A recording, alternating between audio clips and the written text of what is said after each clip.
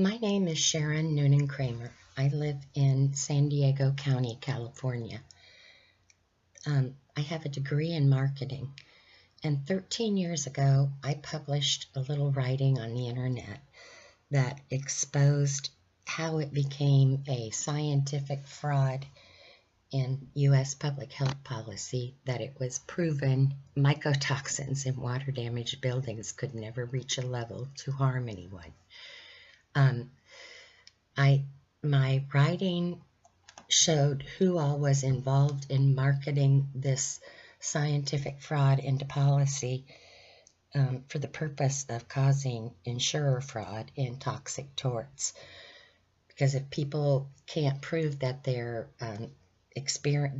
symptoms they're experiencing are caused by the water-damaged buildings, then whoever is insuring the building or the negligent act that caused the building to become contaminated has no liability for it.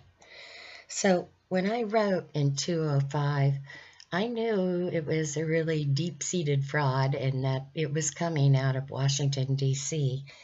My writing named a quote-unquote non-profit medical association that writes policies, the American College of Occupational and Environmental Medicine, the conservative think tank, the Manhattan Institute, the U.S. Chamber of Commerce, a U.S. Congressman from California, Gary Miller, the corporation that concocted this bogus risk assessment model, GlobalTox, which is now Veritox, and the president of Veritox, Bruce J. Kelman. What I wrote about is how all these entities were connected in marketing this scientific fraud. And for 13 years, the California courts have been framing me for libel for this writing to keep the scam going. And it's just hateful. Thousands of people have lost everything they own, and some have died from this scam. So when I wrote, I knew it was a really deep-seated fraud, but I had no idea how dirty the California courts are. I thought that they would protect me for telling the truth. This is my docu-movie. It's called The Toxic Judgment because the entire insurer fraud scam hinges upon continuing by the obstruction of the vacating of one void judgment. In the August 2008 trial, I prevailed over the corporation of GlobalTox, Inc. For 10 years, the courts have been harassing me with the void judgment that doesn't state I prevailed. They've put me in jail for refusing to sign a false confession. They've driven me into poverty. And so it's been 10 years of harassment by this toxic judgment. And judgments have to be renewed every 10 years to stay viable. And the courts they have to be supported by the electronic case file. The courts just backdated a fraudulent entry into the electronic case file to be able to renew this toxic void judgment.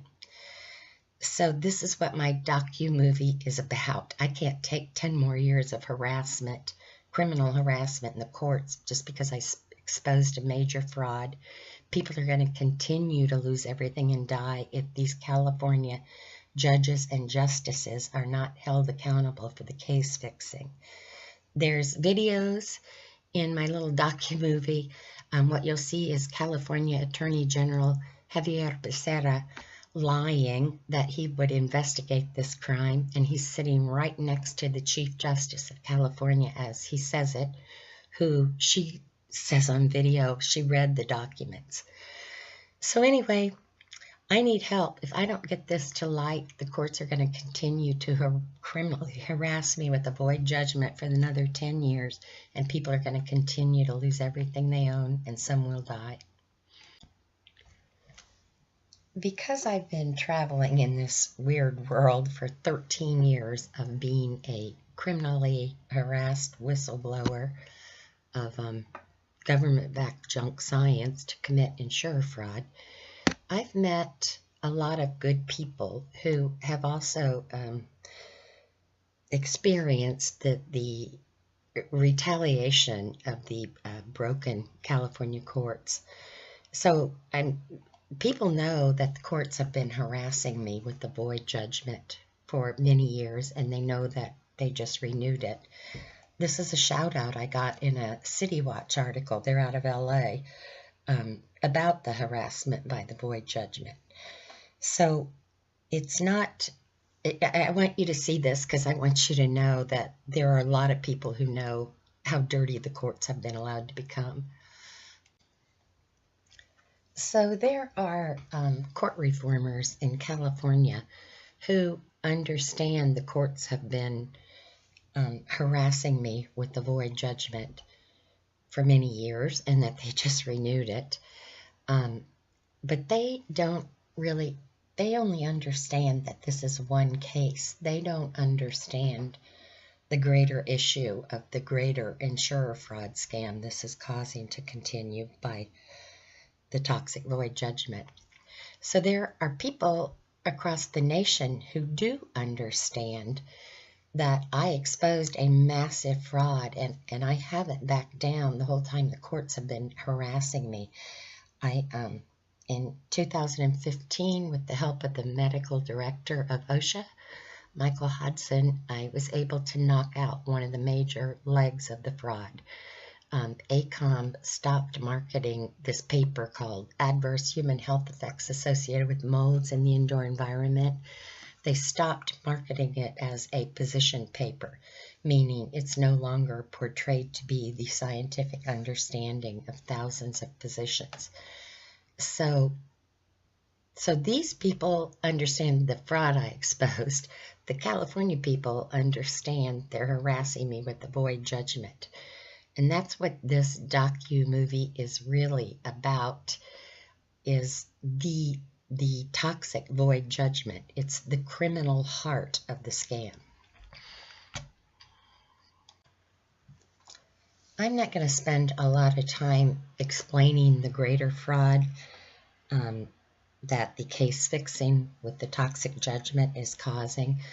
My 205 writing, jury finds toxic mold harmed Oregon family, builders arbitration clause not binding, and the front page Wall Street Journal article that was written on the subject like 18 months after I first wrote of it. Court of opinion, in suits over mold, experts wear two hats. Authors of science papers also work for the defense. Those two papers are at the end of this docu-movie, and there's also a half-an-hour presentation that I gave at a conference in 2015 that explains it.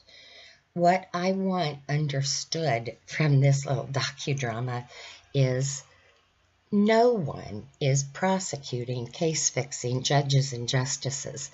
And if you don't prosecute case-fixing judges and justices, then everyone else involved in the case-fixing does not get prosecuted either. This is from the US DOJ after I'd gone round and round with them for over a year. They flipped me from department to department, and I ended up somehow in their disability department. But you can see from this, they're basically saying, go away. We don't prosecute judges and justices who case fix one case.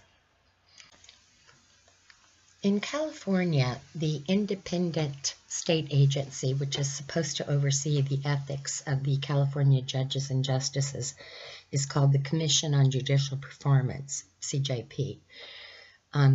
Under their Rule 111.4, for when willful legal errors are committed in legal proceedings, they are supposed to be admonishing the judges and justices.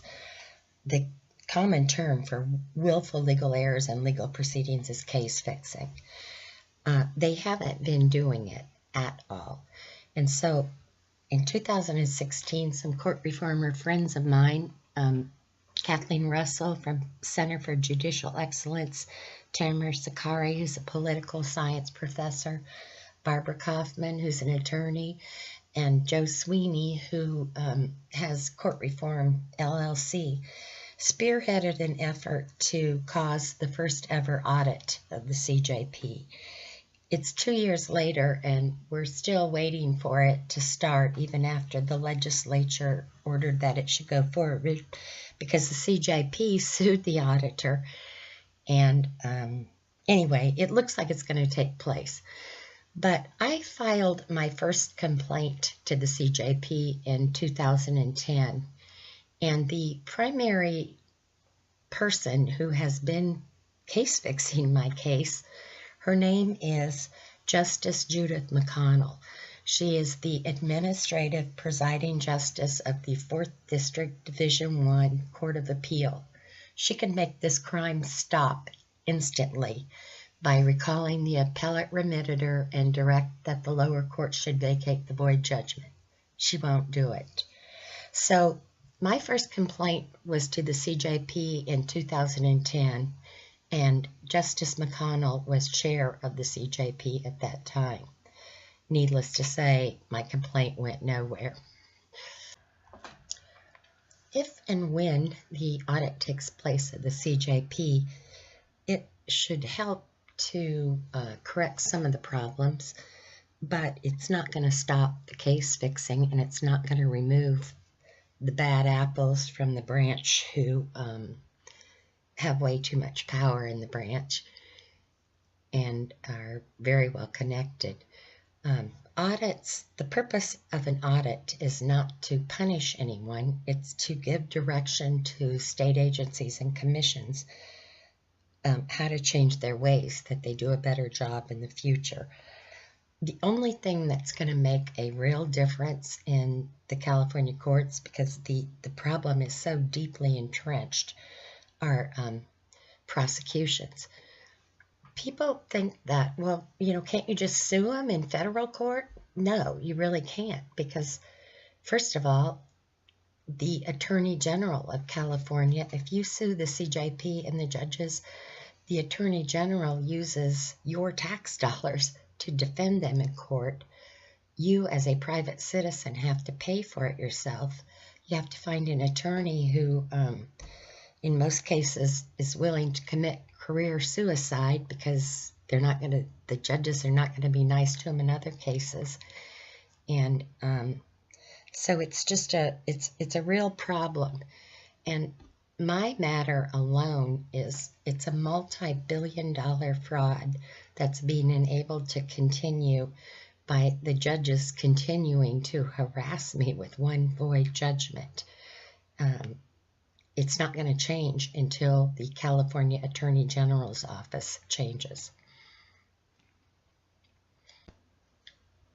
The other problem aspect to that is if you are suing in civil court and the judges and commissioners and whoever are being defended by the California Attorney General's office with your tax dollars, it's no skin off of anyone's nose. There's no fear of prosecution for these case-fixing judges and justices, even if you did win in federal court. Big deal. You might get some money, but they'll just keep on going. They're free to keep fixing in other cases. And as I explain what they've been doing to me in the next section of my docu-movie, this has to stop. I'm a very articulate person who speaks out, and I'm not backing down. If they can do this to me, what are they doing to say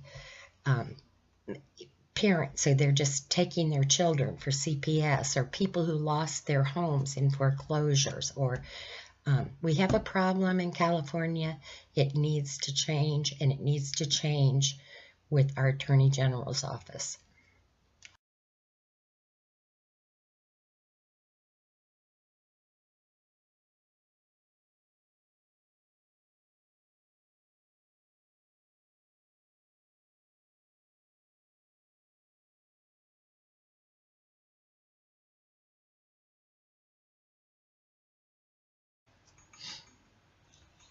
So the first case is Bruce J. Kelman and GlobalTox Inc. versus Sharon Kramer. It's a 13-year-long fixed strategic litigation against public participation, SLAPP suit. I blew a whistle on a massive government-backed fraud. The courts have been framing me for libel for the words altered his under oath statements. The scam and the case fixing is going to continue until someone holds these judges, justices, and those who they case fix for accountable for the criminal harassment by void judgment. The second case is Bruce Kelman versus Sharon Kramer. It's also in the North County Superior Court. The sole purpose of the second case that I call retaliation was to try and permanently enjoin me from telling of what the case-fixing judges and justices have done. This case, I'll explain it as I go, but to say that the California judicial branch can make the mafia look like amateurs that organize crime when they want to would be a gross understatement. I have a tendency to attach too many documents when I'm trying to tell this story, which it confuses it. It makes it where you don't see the real documents that I want seen. So I'm just going to tell you about retaliation, and the documents are available upon request. So right after I filed my first complaint to the CJP against Justice McConnell, Mr. Kelman and Mr. Schroyer filed a second suit to have me permanently enjoined. And the void judgment from the first suit, which didn't say I prevailed over GlobalTox, is what the courts used to feign subject matter jurisdiction. Thomas Nugent was the judge who was presiding, and this was in the North County Superior Court. So I still was like, what are they? And I should have just told him to pound sand, but I didn't know that I could. And so originally Mr. Schroyer and Mr. Kelman wanted me permanently enjoined from writing the whole last 2 paragraphs of my 205 writing, which is where it's exposed how the scam got marketed. But the courts ended up settling on a sentence that's not even in my 205 writing, because they couldn't permanently enjoin me even from the sentence they framed me for, because it was accurate. So it was from October of 2010, November of 2010, through the summer of 2011 that all this trying to permanently enjoin me went on. And I filed a motion for summary judgment, and the gloves came off completely with Judge Nugent when he denied the motion, suppressed the evidence again that Mr. Kelman had been committing perjury all along to manufacture malice. Mr. Schroyer had been suborning it. The courts were framing me for libel, and everyone knew my writing exposed a massive fraud. So in the September of 2011 is when I went to the Chief Justice and the Judicial Council to try and get this case fixing to stop. Instead, I ended up being found in contempt of court. Kelman was awarded another $19,000 and some odd dollars in liens against me. There was a contempt hearing where I would be sent to jail for because the website owners were refusing to take the evidence off the internet, and I didn't want them to either. So they had this contempt hearing. Oh, and in the meantime, Judge Nugent had assigned a public defender to quote unquote help me. The woman had cancer, and she has since died, and she has 2 little children, so I'm not going to mention her name, but the documents are available upon request. So anyhow, this woman who was assigned to help me was not assigned to help me at all. When Nugent held the contempt trial, I didn't even attend, And I sent a letter to him saying, this woman is not to testify. She's not my legal counsel. I've never hired her. He didn't care.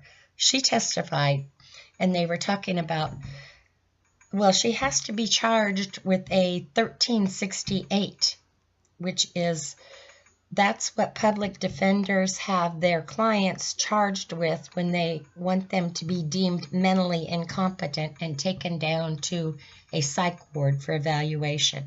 So this is what they were plotting for me. When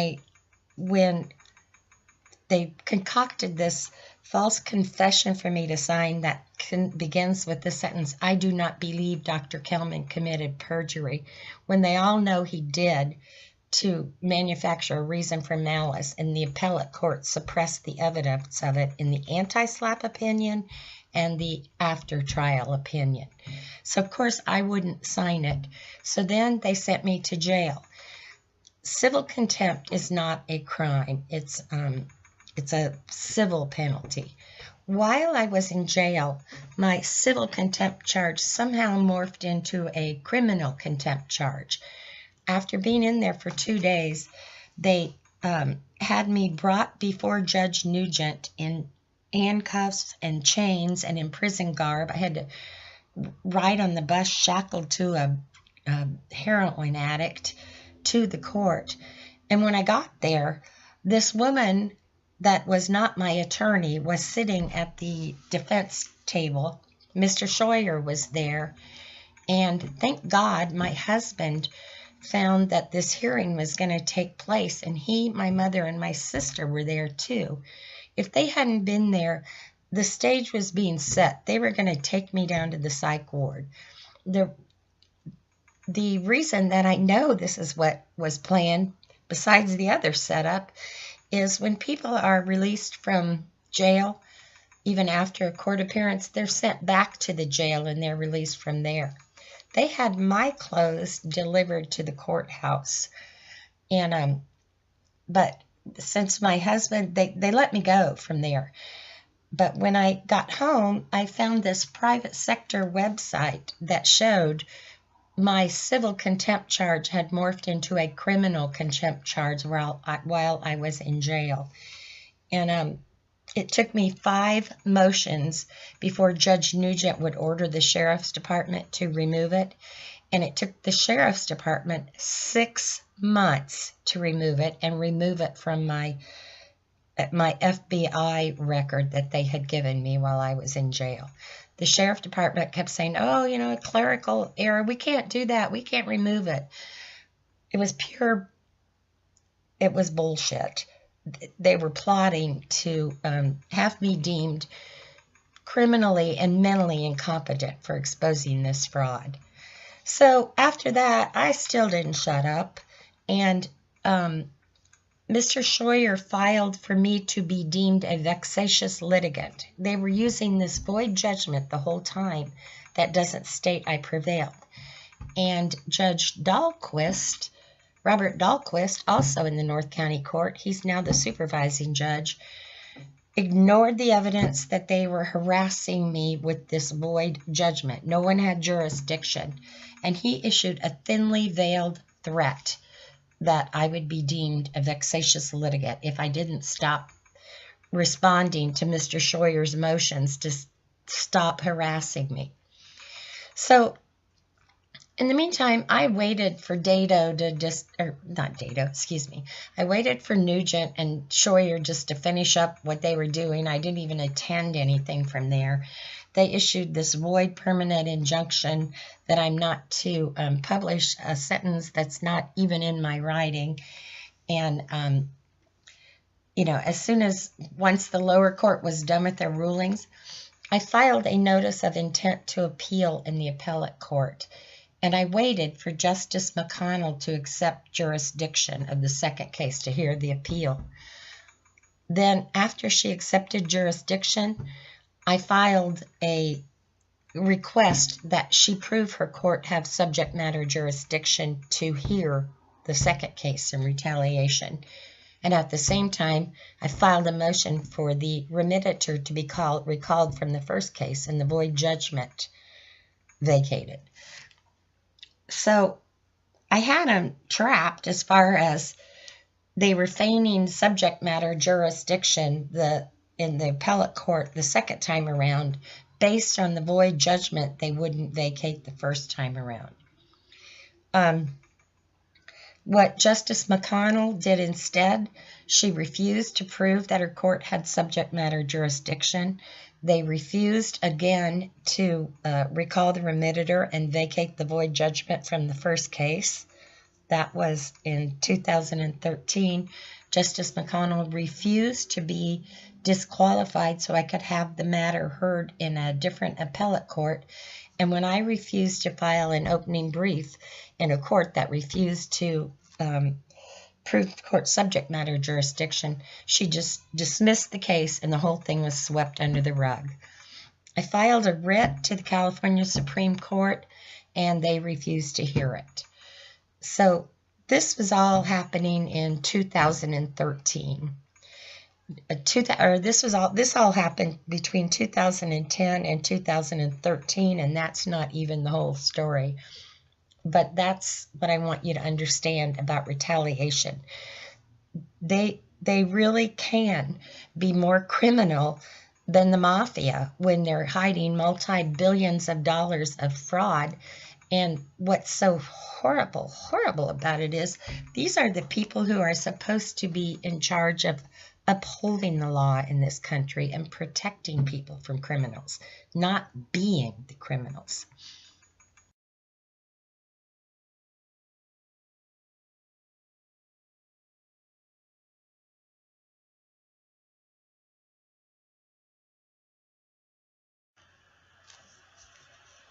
GlobalTox Inc., or Veritox Inc., they changed their name from GlobalTox shortly after this litigation began in 2005. At all times throughout this litigation, the corporation was owned by 6 people. Bruce Kelman, who is president, Corinne Robbins, Lonnie Swinson, Robert Scheib, Robert Clark, and Bryan D. Hardin. Bryan D. Hardin retired as a deputy director of the Centers for Disease Control and Prevention in 2001. He and Mr. Kelman are the toxicologists that concocted this bogus risk assessment model that has been the mainstay of the defense in mold litigation, and it's what I exposed was a fraud and how it was marketed into policy. So throughout this entire litigation, the appellate court has concealed the evidence that Mr. Hardin of CDC NIOSH is an undisclosed owner of GlobalTox, Veritox. The reason that interested entities and persons are disclosed on Certificate of Interested Persons is to assure that the appellate justices don't have any conflict of interest with any of the cases that they're overseeing. They've been concealing a deputy director of CDC NIOSH, retired as a party to this litigation all along, and that he's an owner of GlobalTox, and they've been framing me for libel with a void judgment which doesn't state I prevailed over GlobalTox. They were informed by my first attorney, William J. Brown, that Mr. Hardin's name was improperly missing from the Certificate of Interested Persons. They just ignored it. In order for judgments to stay viable, they have to be renewed every 10 years. And they have to match the electronic case record, the Register of Action, or ROA, in order for the renewal to occur. In February of 2018, Mr. Kelman attempted to renew this void judgment. He couldn't do it because it didn't match with the ROA. So Mr. Kelman hired William Litvak to filed the application to renew the void judgment. Mr. Scheuer, who had represented Kelman and GlobalTox throughout this entire case fixing, had retired. I looked Mr. Litvak up, and he has a very interesting internet presence. He's very well connected. He serves as a prosecutor sometimes for municipalities, a private sector prosecutor for municipalities in Southern California. I immediately knew that the writing was on the wall. This isn't my first ride at the rodeo with court clerks making fraudulent entries into the Register of Action or falsifying court documents. And so as soon as Mr. Litvak filed his renewal application, the first thing I did was go over to the Court Records Department and get a copy of the ROA. And sure enough, there it was. Sometime after Mr. Litvak filed his renewal application and before June 6th, fraudulent ROA entry 300 was backdated into the Register of Action to accommodate this criminal renewal. You can see the numbers are out of sequence. 300 comes in the series of entries that were made in June. So, you know, I was expecting it. If you look at entry number 300, it doesn't state that I prevailed over GlobalTox in trial, just like the face of the void judgment that they just criminally renewed and they're going to use to harass me with for the next 10 years. And they're going to use to continue to frame me for libel with the next 10 years. And they're going to continue to use to keep the insurer fraud scam based on Veritox's GlobalTox's junk science going to harm thousands of people. So the first thing I did was immediately file an application for an ex parte hearing to have entry number 300 removed from the Register of Action. I noticed Mr. Litvak from it. I scheduled the hearing.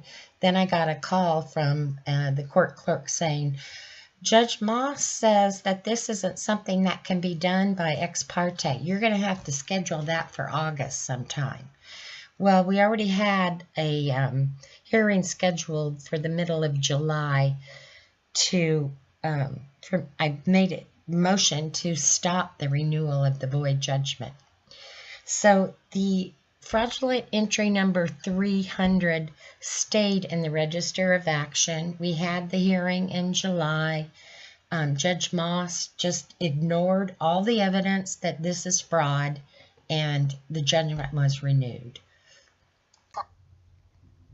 So Mr. Litvak filed his reply, deemed my motion frivolous, ignored the evidence that the courts had to backdate a fraudulent entry to accommodate the renewal of the void judgment. He also motioned that I should be deemed a vexatious litigant for even filing this motion. And it is just so dirty, I can't even believe it continues.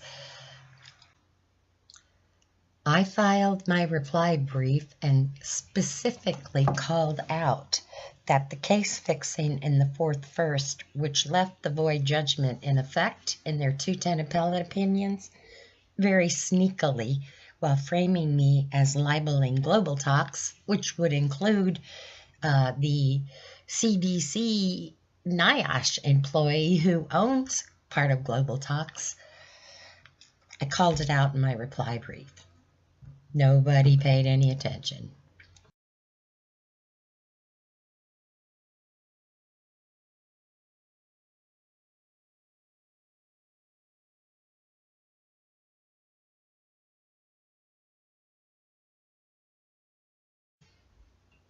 So Judge Earl Moss III just criminally renewed the void judgment that doesn't state I prevailed over GlobalTox in trial, and he knew he was using a fraudulent backdated entry that was made in the electronic record to be able to cause the renewal.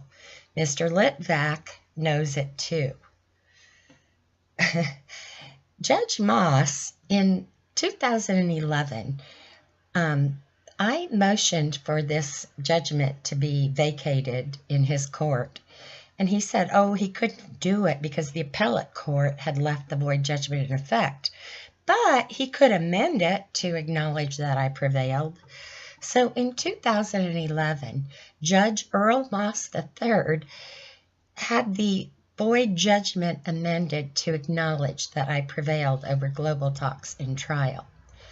Look at this ruling from 2011 and what the face of the judgment looks like upon his ruling in 2011. It's completely different from what he just renewed. So on July 16, 2018, Judge Moss criminally caused the renewal of the toxic judgment that doesn't state I prevailed over GlobalTox in the trial, and he knows he had to use a fraudulent backdated entry into the Register of Action to do it. So does Mr. Litvak know that. These next 7 pages are the void judgment as renewed, the fraudulent lien on my property that is now $14,000, and as you can see, as the judgment was renewed, it doesn't state by decree that I prevailed over GlobalTox in trial. As you can see, the 3rd page of the void judgment, again, fraudulently does not state that I prevailed over GlobalTox in trial by decree. And this is the little piece of paper they've been harassing me with for 10 years, criminally harassing me with, to keep Veritox's junk science in policies and courts while harming thousands of people. This is what Judge Moss just caused to be renewed so that they can continue with this fraud for 10 more years. This is another dirty little secret that most people don't know about how judges and justices have clerks falsify court documents and electronic records. Every case actually has 2 electronic records. One is the Register of Action that people can see, and the other is called the case history. It's only the court employees and the judges can see it. So the case history is supposed to be for notes, you know, to go between judges, but if a fraudulent entry is made in the case history, that should be like a ruling or an opinion. It's difficult for the clerks to see the difference, and sometimes they'll accidentally tell you what's in the case history. So if you look at this document, I was at the records department on August 31st, 2018. I spoke to the supervisor of the North County Superior Court Records Department, Tish, after one of her clerks let it slip that not only was ROA 300 corrupted to say Kelman prevailed, but the case history, the stealth case history, was changed to make it look like GlobalTox prevailed over me in trial. Tish tells me that they were told to do this.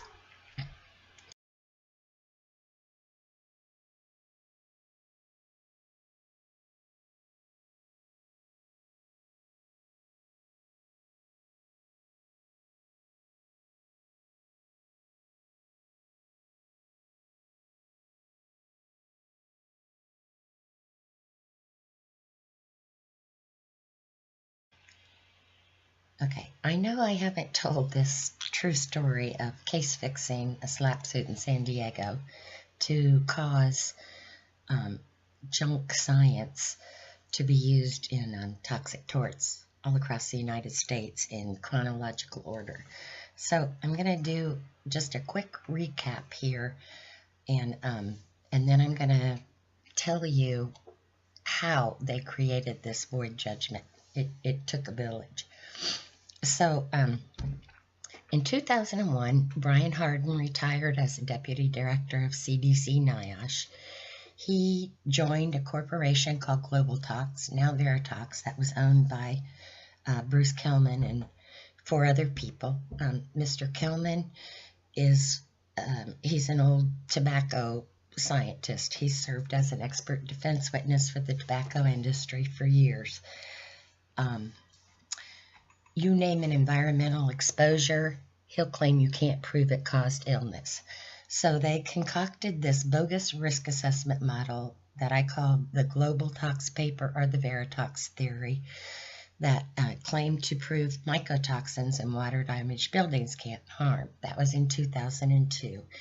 The American College of Occupational and Environmental Medicine legitimized the junk science by promoting it as a position statement, indicative to be, it was portrayed to be the scientific understanding of thousands of physicians. ACOM, they're work comp doctors is what they are. In 2003, the Manhattan Institute paid Mr. Kelman and Mr. Hardin, some of it says $40,000. They turned over canceled checks for $25,000. So the Manhattan Institute paid them to write this paper for the U.S. Chamber of Commerce called A Scientific View of the Health Effects of Mold. It was rolled out on July 17, 2003 in a big fanfare presentation.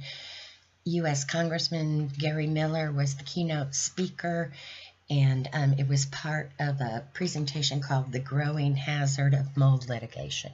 So it was a litigation defense argument right from the get-go, and it's very hateful and very ugly because not only is it used in toxic torts, the way that it works is it trained U.S. physicians that, oh, these people are just liars and scammers when they're claiming severe disabilities. So it's harmed thousands and thousands of people who have never even been to litigation. They're just sick and they can't get medical attention. So I have a degree in marketing. In 2005, I wrote about how they were marketing this scam, who all was involved in it, and my writing also exposed how you could trip them up in litigation by making Mr. Kelman talk about the exchange of money among the players who were marketing the scam. That was in March of 2005. In May of 2005, Mr. Kelman and GlobalTox sued me for the words altered his under oath statements, claiming that it defamed both of them. Never mind that I just exposed how they got this junk science marketing policy. So the first judge to oversee the matter was Michael Orfield. He suppressed the evidence that Mr. Kelman was committing perjury to manufacture reason for malice. That's a key prong to libel litigation, and that Mr. Scheuer was suborning it. Kelman and GlobalTox were represented at all times through this litigation by Keith Scheuer of Scheuer and Gillette from Marina Del Rey. I was represented initially by William J. Brown III of Encinitas through the anti-SLAPP portion, and then in 2007 I switched to Lincoln Banlow and David Arnoff of Spillane, Schaefer, Arnoff, and Banlow out of Century City. So anyhow, after Orfield suppressed the evidence of the perjury, the matter went on appeal. Justice Judith McConnell wrote the anti-SLAPP opinion. The late Alex McDonald and Justice Cynthia Aaron concurred. They suppressed the evidence that Mr. Hardin's name was missing from the certificate of interested persons. They suppressed the evidence that Mr. Kelman was committing perjury to manufacture reason for malice. they took my 100% accurate writing and made it look like it was a lie, and the game's played on. So the matter, so next came the motion for summary judgment. Judge Orfield oversaw that again. Again, the evidence was suppressed that Mr. Kelman was committing perjury to manufacture malice. Judge Orfield retired in July of 2008. Judge Lisa Shaw became the trial judge. She stepped in right before the trial and had no clue. Anyhow, so the case went to trial in 2008. There were 2 plaintiffs, Mr. Kelman and GlobalTox, and 1 defendant, me. The jury found that I did not defame GlobalTox, but that I did Mr. Kelman, which occurred after false hearsay documents got into the jury room. We weren't allowed to discuss the science in the litigation. We couldn't talk about Mr. Kelman's bogus expert witness testimonies. My expert witness, Dr. Harriet Amon, senior toxicologist, retired from the state of Washington, wasn't allowed to testify. There were a lot of irregularities in the trial. I ran out of money right after the trial. So on September 15th, 2008, I substituted in as my own counsel. The next section of the story I'm going to tell you about is between 2008 and 2010. But to recap where we've already been, after the appellate court left the void judgment in effect in 2010 that didn't state I prevailed over GlobalTox, Mr. Kelman and Mr. Scheuer filed a second suit in which they were trying to permanently enjoin me from telling of the case fixing under the false pretense that I had been found guilty of libel and needed to be shut up. So, first of all, Judge Thomas Nugent oversaw that case. You know, it was literally a terrorizing situation. They were going to take me downtown and have me deemed mentally incompetent. They put me in jail for refusing to sign a false confession of being guilty of libel. More liens were placed on my property, and I have a void permanent injunction not to republish a sentence I never published. After that, Judge Dahlquist was the next one up to bat. Mr. Scheuer wanted him to have me deemed a vexatious litigant, which he, ignored the evidence that he was using a void judgment for subject matter jurisdiction, but he gave me a thinly veiled threat. He denied the motion without prejudice, meaning they could do it to me at any time. After Judge Nugent was finished with his little escapade, I filed an appeal in the appellate court back to McConnell, and I waited for her to accept jurisdiction, and then I challenged her jurisdiction in the second case. Prove that the void judgment you're using from the first case to feign subject matter jurisdiction gives you jurisdiction to hear an appeal. At the same time, I filed a motion for them to recall the remitted from the first case and vacate the void judgment. They wouldn't do either one, and Justice McConnell wouldn't be disqualified. She wouldn't prove subject matter jurisdiction. When I refused to file an opening brief, she dismissed the case in 2013. I've been everywhere trying to get someone to hold these judges and justices and Mr. Kelman and the owners of GlobalTox, along with Mr. Scheuer, accountable for this criminal case fixing that's causing this fraud to continue. So, came time to renew the judgment in 2018. Mr. Kelman couldn't renew it because it wasn't supported by the electronic case file. Judge Moss accommodated the criminal renewal of the void judgment by using a fraudulent backdated entry into the Register of Action, and Mr. Litvack became the attorney of record that did it. So where we stand today is I have 30 days after I'm notified of this renewal to go back in and say, no, you can't do that. So on October 5th, 2018, we're going back at it again. And in the meantime, I'm trying to get the CEO of the San Diego Superior Court to get that fraudulent ROA entry out of the record so that the judgment can be vacated. So if you're not understanding this, this void judgment is the linchpin to one of the largest insurer fraud scams ever to occur in the United States, one of the largest government-backed scams. And the courts can't allow it to be acknowledged as a void judgment, because then they would have to acknowledge they've been criminally harassing me with a void judgment for 10 years. So they just committed another criminal act to renew it, and that's where we are. Now I'm going to tell you what happened between 2008 and 2010 to create this void judgment and who all was involved. I forgot to add one key part to the aspects we've already covered.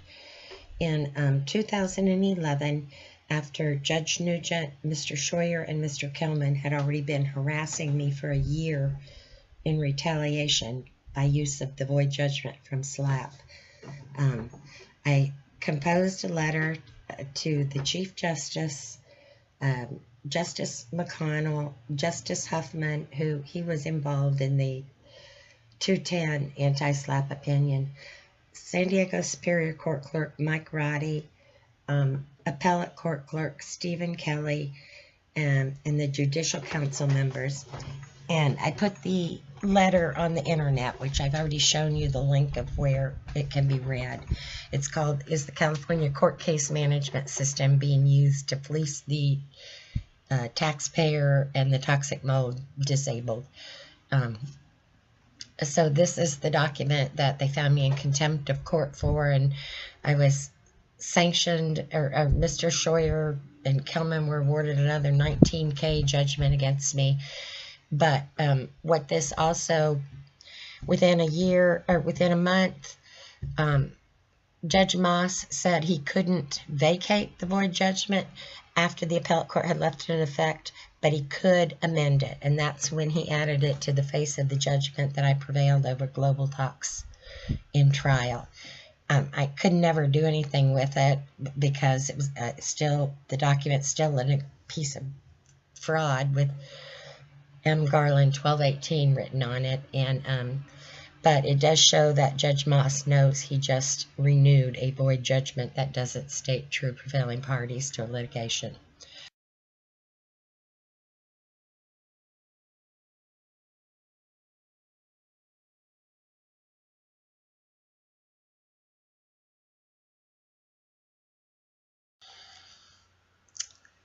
In August of 2008, there was a trial in the North San Diego County Superior Court with Judge Lisa Shaw presiding.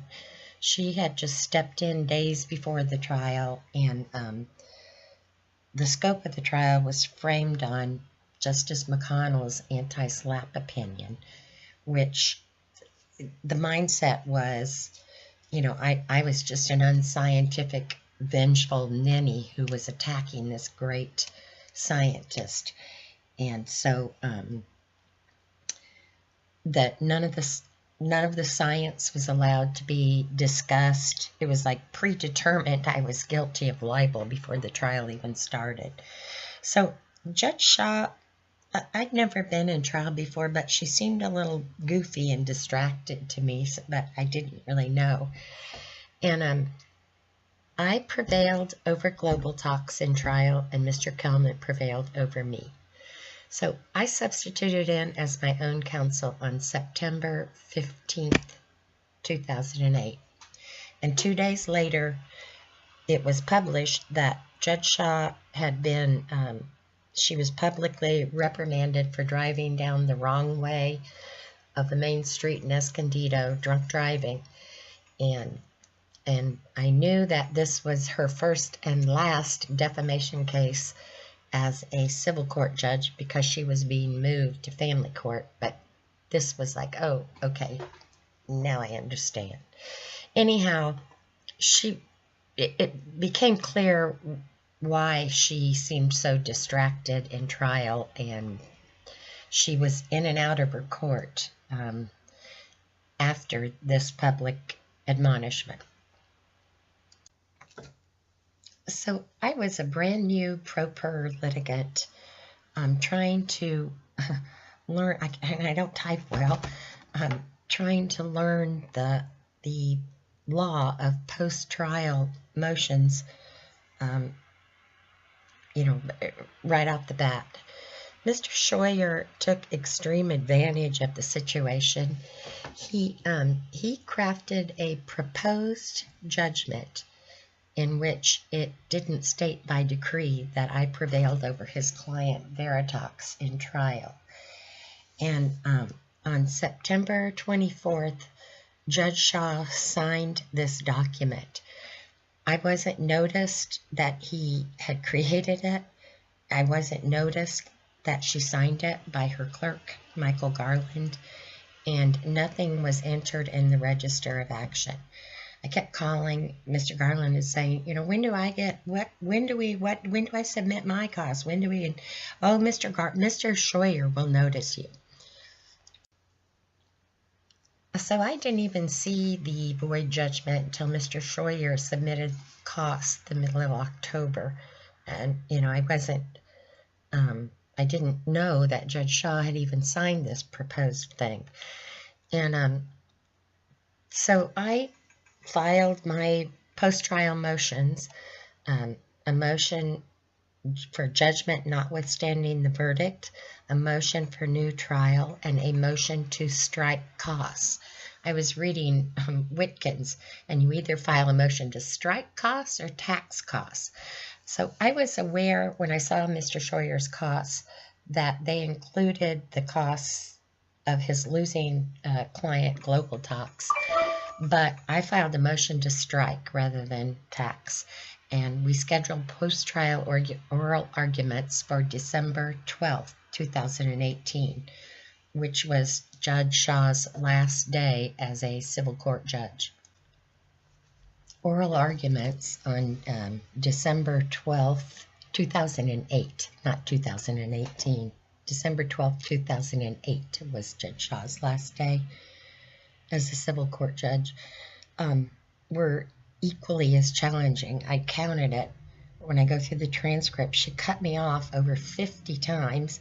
She wasn't listening at all, and they made it look like it was my fault that I wasn't submitting my costs on time, when in reality I wasn't recognized as a prevailing party. She clearly had not read the post-trial motions, because I had to bring it to her attention that the judgment read like Kelman 1 and GlobalTox did not lose. But she did take the information under submission, and she issued a minute order that noted I was the prevailing party. So this is December 12th, 2008. So the minute order issued, and it acknowledged that I prevailed over GlobalTox in trial, and that I was entitled to cost. The way it's worded, it makes it look like it was my fault. Costs weren't submitted on time or in a timely manner. But anyway, so the minute order states that we were to mail this to Mr. Scheuer, and we did. So as of this date, Mr. Scheuer had the judge's minute order, which stated I prevailed over his client, GlobalTox. Note that the minute order is file stamped, meaning the appellate court had the minute order stating I prevailed over GlobalTox in trial when they rendered their opinion in 2010. You can see that we were mailed the minute order that said I prevailed, and on December 18th, my husband mailed it to Mr. Scheuer. December 18th is the day that the extrinsic fraud was used to create the void judgment, which doesn't state I prevailed over GlobalTox. When a pro per litigant is a prevailing party, under California Code of Civil Procedure 664.5b, the clerk of the court is to prepare the judgment stating so and mail it out to all people. That is not what Mr. Garland did. What Mr. Garland did was put his initials and the date 12/18/08 on the face of the void judgment that did not state by decree that I prevailed. He mailed it to Mr. Scheuer. Mr. Scheuer then submitted the void judgment back to the court on December 22nd to record an abstract of judgment. I had no idea this was occurring. I wasn't being noticed, and nothing was entered in the Register of Action. So for 10 years, the owners of GlobalTox, by acts of their attorney, Mr. Scheuer, and the courts, have had a fraudulent lien recorded against my property, accruing interest. It's now up to $14,000, and they just fraudulently made a backdated entry into the Register of Action, so the case fixing can continue, and the interest on that fraudulent lien against my property will accrue for another 10 years. There's nothing accidental about this. As you can see, it's difficult to, what they've done is so insidious, it's hard for people to grasp it. And that's why I'm making this movie, to show it.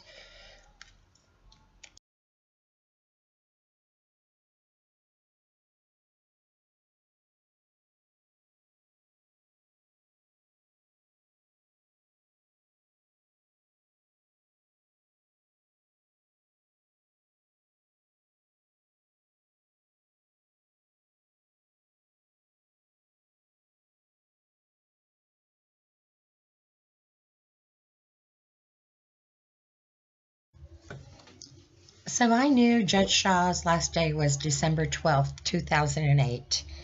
And I thought, well, and there was a new judge who was going to take over. His name is Judge William Dado. And I looked him up, and he had a pretty good reputation. He's like, worked way back when for the California Supreme Court. And anyway, so I timely filed a motion for reconsideration. You can do that like within 10 days after oral arguments. And I submitted it to the court on December 22nd. Same day, Mr. Scheuer submitted the fraudulent amended judgment for abstract recording. And I attached the evidence of the oral arguments from December 12th, the declarations of jurors talking about false hearsay documents, and direct evidence of Mr. Kelman committing perjury and Mr. Scheuer suborning it. And anyway, so I submitted it to the court on December 22nd. Mr. Garland would be the clerk who received it. Nothing was scheduled for my motion for reconsideration hearing because it was Christmas time and Judge Shaw had just left the court, and they just didn't get it scheduled. And so I kept calling because I had, if I was going to file an appeal, I had to file a notice of intent to appeal by January 14th, 2009. So on January 9th, 2009, I get this notice from Judge Joel Pressman, who was the supervising judge of the North County Superior Court at that time. And it says, my motion was denied because an amended judgment had been entered on 12/18/08. Note that the clerk of the court was Michael Garland, and note that Mr. Scheuer was also noticed on this. So this is the second time they used the fraudulent amended judgment to continue the case fix. So when I got this notice that there was a denial to even hear my motion for reconsideration because an amended judgment had been entered on December 18th, 2008, I was like, what? What amended judgment? I don't know anything about that. So I immediately went over to the courthouse and checked the records. There was nothing in the case file about any amended judgment on 12/18/08. So I went upstairs to where the courtrooms are, and Judge Shaw's courtroom was dark. I went into Judge Nugent's courtroom, and Court Clerk Al Lum got Michael Garland for me. And so Mr. Garland came out, and I said, you know, Michael, what is this amended judgment, 12-1808? And his response was, we're all sick of you. I was so taken aback, I didn't know what to say, that I just left. So the next day, I received this yellow post-it notice from Judge Dato's clerk, Lynn Sand Nichols, attached to the amended void judgment that didn't state I prevailed over GlobalTox. It had already been used twice for extrinsic fraud. And the yellow post-it notice said, Mrs. Kramer, this is what you're looking for. Amended judgment was entered on 12-1808. No, it wasn't. That was fraud. It didn't match with the minute order. It was just more fraud.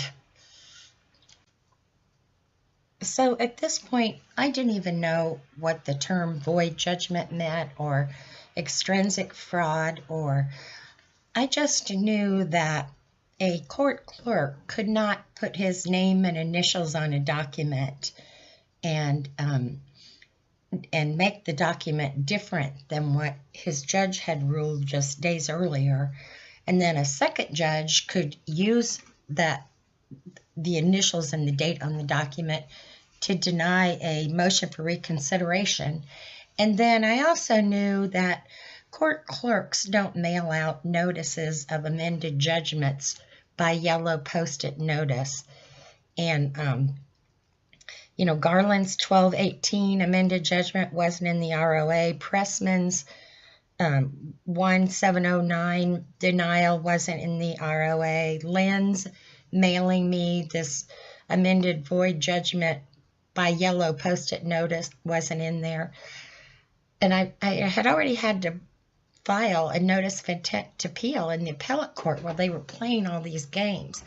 And so I wasn't even sure what the date of judgment was, so I filed a notice for a clarification of what are the dates of judgments and what are all these entries. And on January 27th, Judge Dato heard my motion, and Michael Garland was the clerk that day, and you know, Scheuer was noticed of it, and basically Judge Dato told me to go get a lawyer. On January 20th, 7 days before Judge Dato told me to go get a lawyer, with Mr. Garland sitting right there in the courtroom, and I'm asking for clarifications of judgments, Mr. Scheuer had taken Mr. Garland's fraudulent void amended judgment, and by January 20th he had received notice that the fraudulent lien had recorded on my property. Every single judge and justice to oversee this case suppressed the evidence that Mr. Kelman was committing perjury to manufacture malice, and Mr. Scheuer was suborning it. Judge Dato was no exception. I motioned for attorney fees and costs because the case fixing by this point had cost me close to $500,000, not including the stock we had to sell to send our 2 kids to college while we were spending money on all of this. So I motioned for attorney fees, and in the transcript from oral arguments of April 3rd, 2009, you'll see I'm explaining to Judge Dato about the perjury, and I'm asking, can you just ask Mr. Scheuer about it? He wouldn't do it, and I was awarded my costs of something like $2,000 and some odd dollars. Again, in violation of CCP 664.5b, even though I was awarded my costs, it never made it onto the face of the void judgment. Knowing what I now know about void judgments and extrinsic fraud and I'm inclined to believe that it wasn't an accident in Judge Dato's court that the my being awarded costs was not added to the face of the judgment. At this point, Judge Dato had already told me to get a lawyer, with Mr. Garland sitting right next to him when I'm asking for clarification. And Judge Dato's clerk had already sent me a yellow Post-it notice of the void judgment. So to amend it, I think they just punted. And today, they certainly know what harm this has caused to me. No one's moved to correct the error.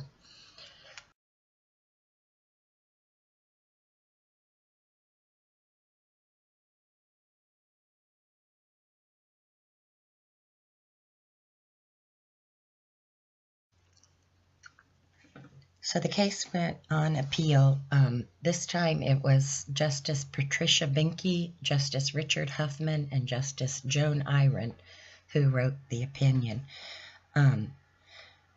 They, again, and I have this at the end of this docu-movie, there's the video of Mr. Kelman lying about to manufacture malice, but they, again, suppressed the evidence that Mr. Kelman had committed perjury, material perjury to manufacture malice.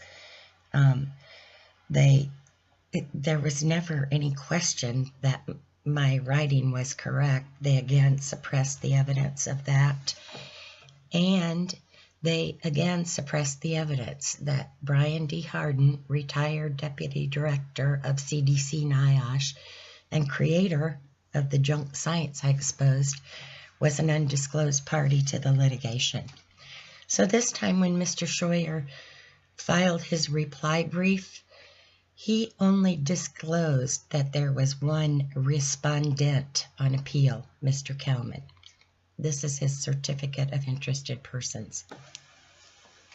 I started my appeal right off the bat with the statement of the case and attached Judge Shaw's minute order and Mr.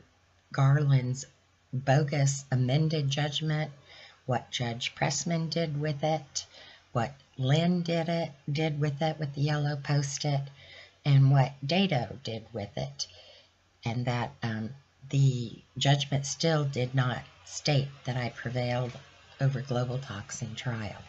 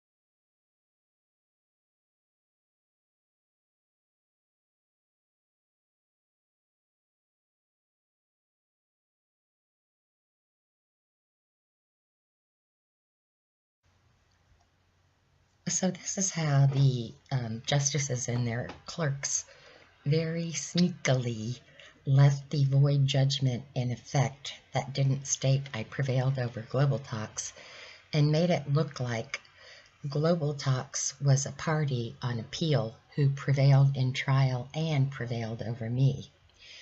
They wrote in their appellate opinion that I was awarded costs, but they omitted the fact only by ruling. And then they put on the record they couldn't disturb the judgment and respondents were entitled to their costs. On December 20th, the clerk of the court, the late Stephen Kelly, issued the remitter, which awarded costs to respondents. There were no respondents on appeal. There was only one respondent, and again, the appellate court had suppressed the evidence that they were case fixing and concealing that Bryan D. Hardin, retired deputy director of CDC NIOSH and the co-creator of the junk science I exposed that's the heart of this massive insurer fraud scam, was a party to this fixed litigation. After the remittitor issued, a couple days later, the lower court's register of action was corrupted to state that they had, on appeal, they had affirmed the judgment of 12-1208. Well, no, they hadn't. They left a void judgment in effect that didn't state, I prevailed over GlobalTox in trial. And then on the same day, they entered that Kelman and GlobalTox had prevailed. I know that the appellate court did this because a North County records clerk told me that that's where it came from. And a word about Mr. Kelly. In 2013, when I was trying to get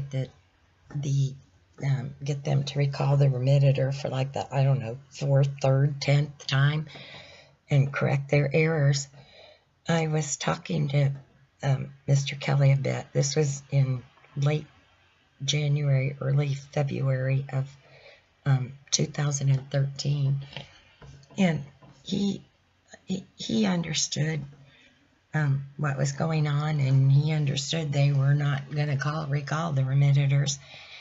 And so the last time I talked to Mr. Kelly, I think it was like the 1st of February, very end of January 2013, and I told him I was headed to Washington, D.C. again, and that I had a meeting with Senator Feinstein's office and Senator Boxer's office to discuss this case fixing, which, you know, they didn't do anything. I also went back to Senate help because I had spent quite a bit of time there over the years when I caused a federal audit of this issue. So when I was in Washington, Mr. Kelly didn't show up for work one day, and they went to his house, and he was dead. So anyway, it's a lot of people know that if you really get my Irish up, I'm not a shrinking wallflower, and I will lay you out, and I will use words sometimes that sailors wouldn't even use. But I'm never a threat to anyone physically, and I always use my real name on the internet. But in late 2013, early 2014, I was being cyber stalked by, I don't even know who it was, somebody, courthouse records, courthouse gang is what they were posting under, but they were things that I should be put in jail forever and that they were going to do whatever. And so I went to the County Board of Supervisors to ask them to make the DA intercede and make it stop. The DA's office eventually said, oh, you know, there's nothing to it, we can't do anything, but the cyber stalking did stop.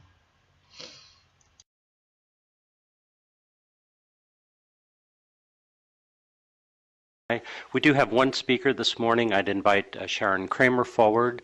Ms. Kramer will have 2 minutes to make her presentation to the board.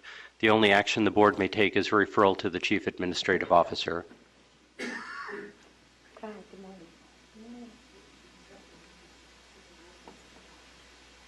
Good morning. Good morning. I'm going to speak very quick since I only have 2 minutes. My name is Sharon Kramer. I reside in Escondido, California, Mr. Horn's district.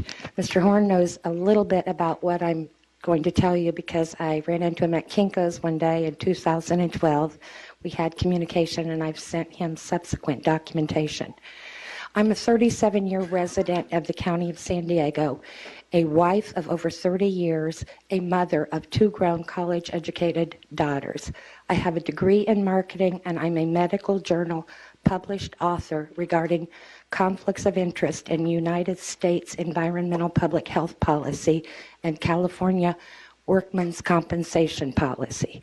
In other words, workers' comp insurer fraud written into policy. I'm about ready to have to file a federal lawsuit for racketeering.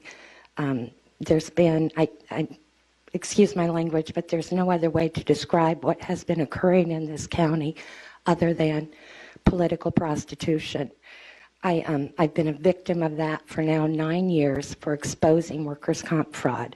I'm not here today to ask you to admonish DA Dumanis for her role in the prostitution and the misapplication of fraud assessment commission funds. I'm not here to ask you to admonish Sheriff Gore for his role of falsifying documents and then claiming that the computer system will not allow it to be changed. I'm not here to ask you to intercede in litigation. I'm being cyber-stalked on the internet by someone who posts under the name of Courthouse Group, Courthouse Records Department. It appears that it's a court employee who gets drunk and posts on the internet his desires to see me permanently silenced. I've been to the DA's office and requested that she investigate the cyber stalking, which all she has to do is contact Bob Reap, the attorney of the website here in San Diego, and contact the link that this cyber stalker is providing to find out who's doing this. I'm concerned that this person may go off the deep end and take his desire to see me permanently silenced off the internet and into my home or my adult children's homes. Mrs. Kramer, did you hear that little beep? Yes, I did. And that was the 2-minute. Well, what I'm asking is that the supervisors direct DA Dumanis to investigate who is doing this cyber stalking contrary to her personal best interest. I fear for my safety. Thank you. Can you all, what do I do from here? Can you do it? Or? Thank you. Well, what you have provided us, quite an extensive packet of information, and what we will do is, as customary, is we'll refer this information to our Chief Administrative Officer, also to the District Attorney and to the Sheriff. Now, to understand that the Board of Supervisors does not have any legal authority over the operations of either the Sheriff's Department or the District Attorney, but we will refer the documents and we will ask them to take a look at it and take whatever appropriate action that they can take. Thank you very much. That's about all we can do today. I'm concerned for my physical safety, and any help that you all could provide me would be greatly appreciated. Understand. Thank you. Thank you for being here today. Madam Chairwoman, that concludes public testimony under public communication this morning. So after 12 years of being harassed for exposing a massive insurer fraud scam based on junk science, having a void judgment that was created by extrinsic fraud and used in a second case to try to permanently enjoin me from telling of it, being put in jail for it, having it cost me and my husband practically all we own to defend ourselves, no one willing to step up and stop this ongoing judicial crime. In February of 2017, I became aware that Governor Brown had nominated Judge Dado to serve in the First Appellate Court, where the primary case fixing with the void judgment he helped to create is still taking place. They could make it stop instantly by recalling their remitters. They won't make the crime stop. So I looked up the rules of the Commission on Judicial Appointments of how do you speak against the appointment of a judge to the appellate court. And on February 9th, 2017, I spoke against the appointment of Justice Dado, and I submitted 45 pages of documents showing his involvement in creating this void judgment that Kelman and GlobalTox and their attorney Scheuer have been criminally using to harass me. So the next videos are of that, my presentation and other presentations. The quality isn't that good because the COJA has a copyright on the appointments, the video of the appointments, and they wouldn't give me a copy. I had to drive to San Francisco, take my cell phone, watch it on a laptop in an office, the back by Tawny's, their Chief Justice, the Chief Justice's office, with a clerk and a deputy sheriff sitting next to me. So these are the videos of that day. From Ms. Sharon Kramer with a request to speak for 2 minutes in opposition to this appointment. Ms. Kramer.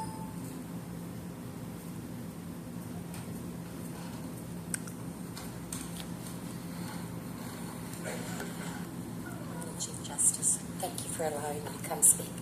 I'm going to run a little over my 2 minutes. My name is Sharon Kramer and I live in Escondido. I object to Judge Dato's appointment to the 4th First because of honest services fraud with Judge Pressman, Justice McConnell, Justice Minke, Justice Husband, Justice Iron, Justice Aaron, and several San Diego judges and clerks. I submitted documents, see Exhibit 5, for Judge Pressman's misuse of void judgment.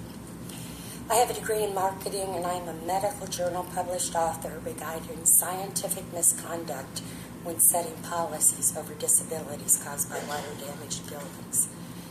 I'm one of the people who worked very hard to cause the CJP audit because of court crimes going unpunished. The crime of which Judge Dato is unfortunately involved is this. There's a scientifically void risk assessment model. It's called the Veritox theory. It was penned by toxicologists at Veritox, Inc. What it does, it falsely claims to prove that toxic mold can never reach a level to disable or kill.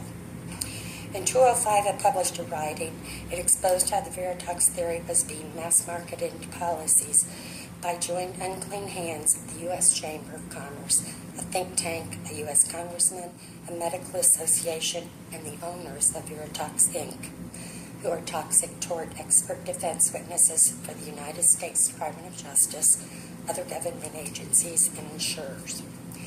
Veritox relies on the fraud remaining in policies to lend undue credibility to their bogus expert testimonies when serving as toxic, when basically cheating toxic mold disabled people in litigation and claims handling practices.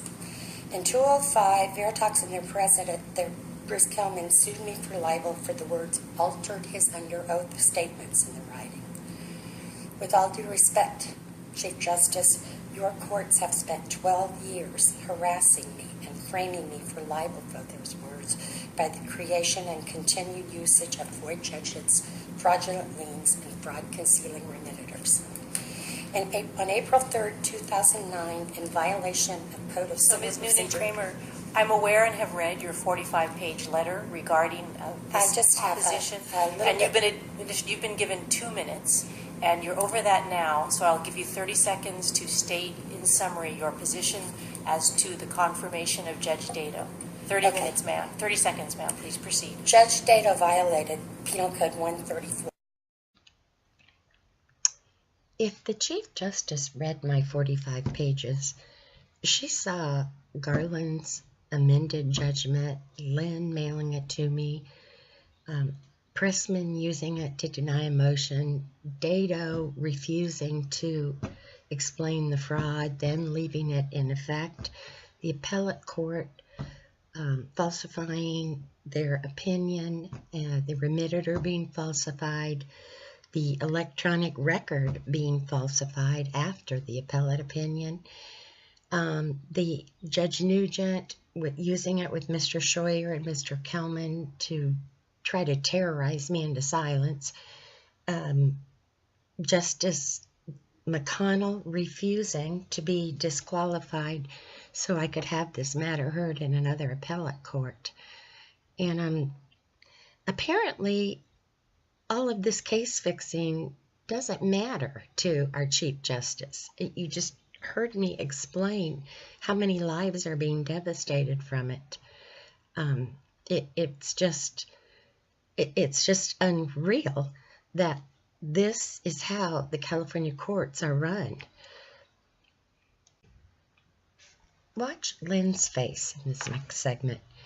She smiles at the thought that the Attorney General would ever investigate this ongoing crime. The point of me saying that is, the clerks know they can falsify electronic case files and court documents and all day long if they want, as long as their judges are involved in the case fixing too. Justice McConnell has been obstructing it from being vacated. What I really came here to ask is for the Attorney General of the state of California to investigate these unpunished crimes, because the CJP's unpunished crimes, because it's harming a lot of people across the United States. Will you do that? Ms. Noonan-Kramer, your time is up. Your question has been put.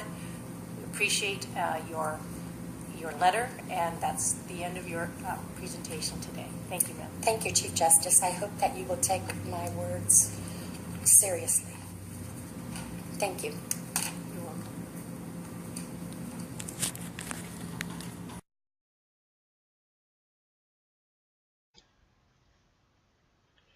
The next video clips are of Judge Pressman's endorsement of Justice Dato to the Fourth First. He spoke before I did. The testimony carries a whole new meaning when you know what I know, particularly at the very end. Madam Chief Justice,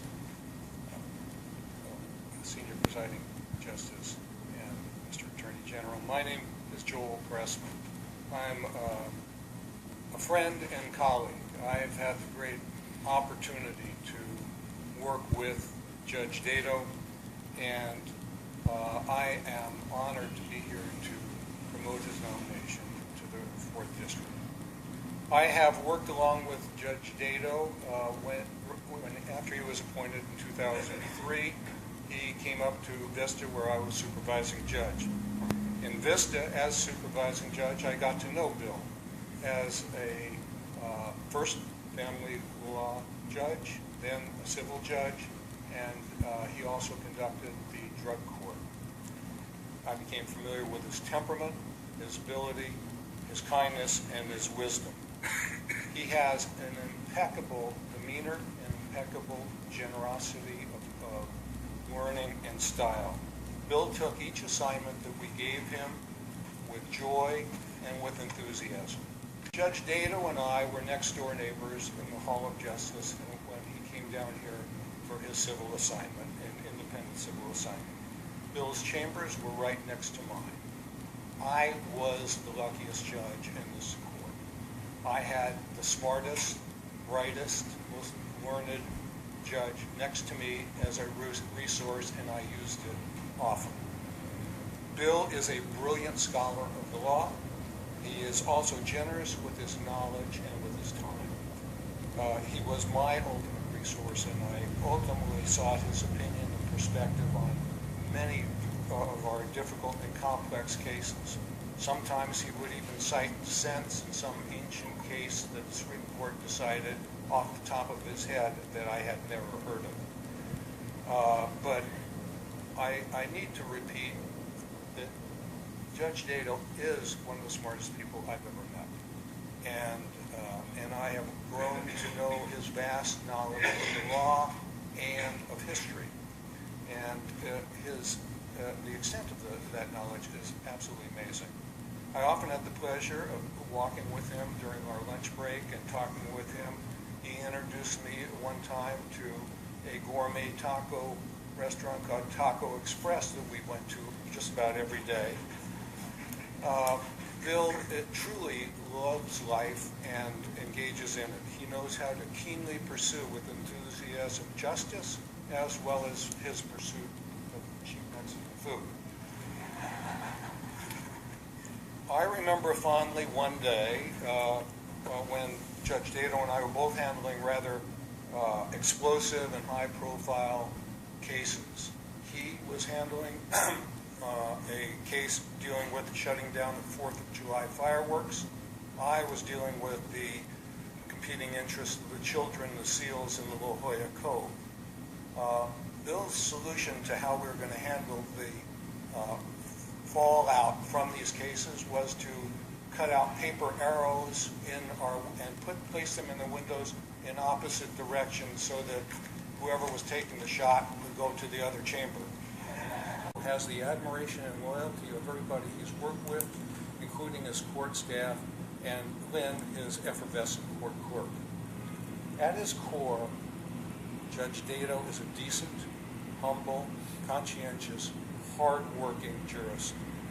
He is thoughtful, he's intelligent, and he's courteous. He's a true man of integrity. He is supportive of and will help guide others in the pursuit of justice. Judge Dato's family are the love and pride of his life. His eyes sparkle brightest when he shares the stories about the character and accomplishment of his wonderful wife. There are a few people as qualified to sit on this esteemed court. The 4th District and the people of the state of California are fortunate to have him. Governor Brown is wise to have appointed him. I am blessed to call Judge Dato my friend and colleague, and I wholeheartedly support his nomination to this court. And Judge Dato, congratulations. And I'll conclude with these words I trust that you'll remember. Harmless error.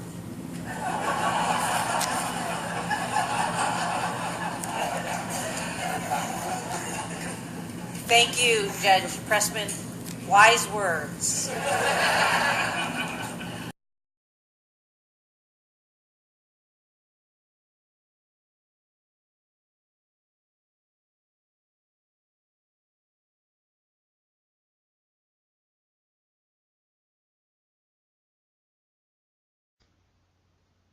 I thought Judge Pressman's joke about harmless error and the Chief Justice's reply of wise words were extremely mean-spirited.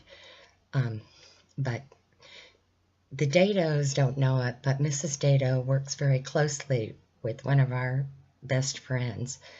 Our friend says they're lovely people, and I believe it. It's not that I think Justice Dato is an evil judge. What I think he is the epitome of what is wrong with the California judicial branch.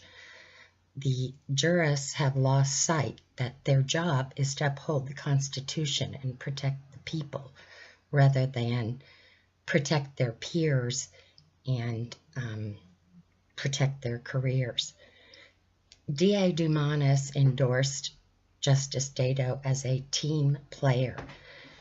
That probably has different meaning to me than it would to most people. In the summer of 2010, I was trying to help some workers who had been injured by a moldy work environment in Poway. And I was working with Deputy DA James Korber explaining how the insurer fraud scam works by using the junk science of Veritox and GlobalTox to deny workers their claims by saying, no, they couldn't have these symptoms from these moldy buildings. So the first place I went when the appellate opinion issued and left the void judgment in effect that didn't say I prevailed over GlobalTox, concealed the evidence again, that Kelman committed perjury, framed me for libel again for the words altered his under oath statements, was the San Diego DA's office. I'm on tape for 3 hours in that office explaining how the insurer fraud scam works and how this case fixing is causing it to continue. They sent me a letter. They don't prosecute judges, go to the Commission on Judicial Performance, which Justice McConnell was the chair of at the time. So when D.A. Dumanis was running for mayor, she put billboards up with her picture on it saying, work comp fraud is a felony. We don't tolerate it. Well, she gets $5 million a year from the Fraud Assessment Commission to fight fraud in workers' comp, or I should say the DA's office does. And I had to look at those billboards knowing that, yeah, she does tolerate it as long as it's an insurer fraud and not an insured committing the workers' comp fraud, and her peers in the local courts cause it to continue. I'm not the only one who knows of the epic insurer fraud scam based on GlobalTox's Veritox's junk science. In January of 2007, David Armstrong wrote about it on the front page of a Wall Street Journal. I spent 6 months working with him on the article. He flew to my home from Boston and downloaded my file, and I gave him a lot of people to interview for the story. So, you know, if you read this article, you'll see he talks about they took an assumption based upon an assumption based upon an assumption and jumped to the conclusion there's nothing there. A lot of people have lost everything they own from this. He talks about ACOM, how they brought in these defense experts to write this position statement, and it's been used extensively in mold litigation. He talks about the regents of the University of California keeping the money when employees of the UC testify. So there's a lot of people who know about this scam, and there's a lot of people who have been retaliated against. What makes me unique is that I was the first one to publicly write about it, and the courts set out right off the bat using criminal means to silence me. They suppressed the evidence that Mr. Kelman committed perjury to manufacture malice within the first ruling of the case in 2005. And in 2012, they used the void judgment from the first case that didn't say I prevailed as the foundation to the second case to permanently enjoin me. And they put me in jail for refusing to sign a false confession under penalty of perjury. So Dr. Shoemaker's right. It's a national disgrace.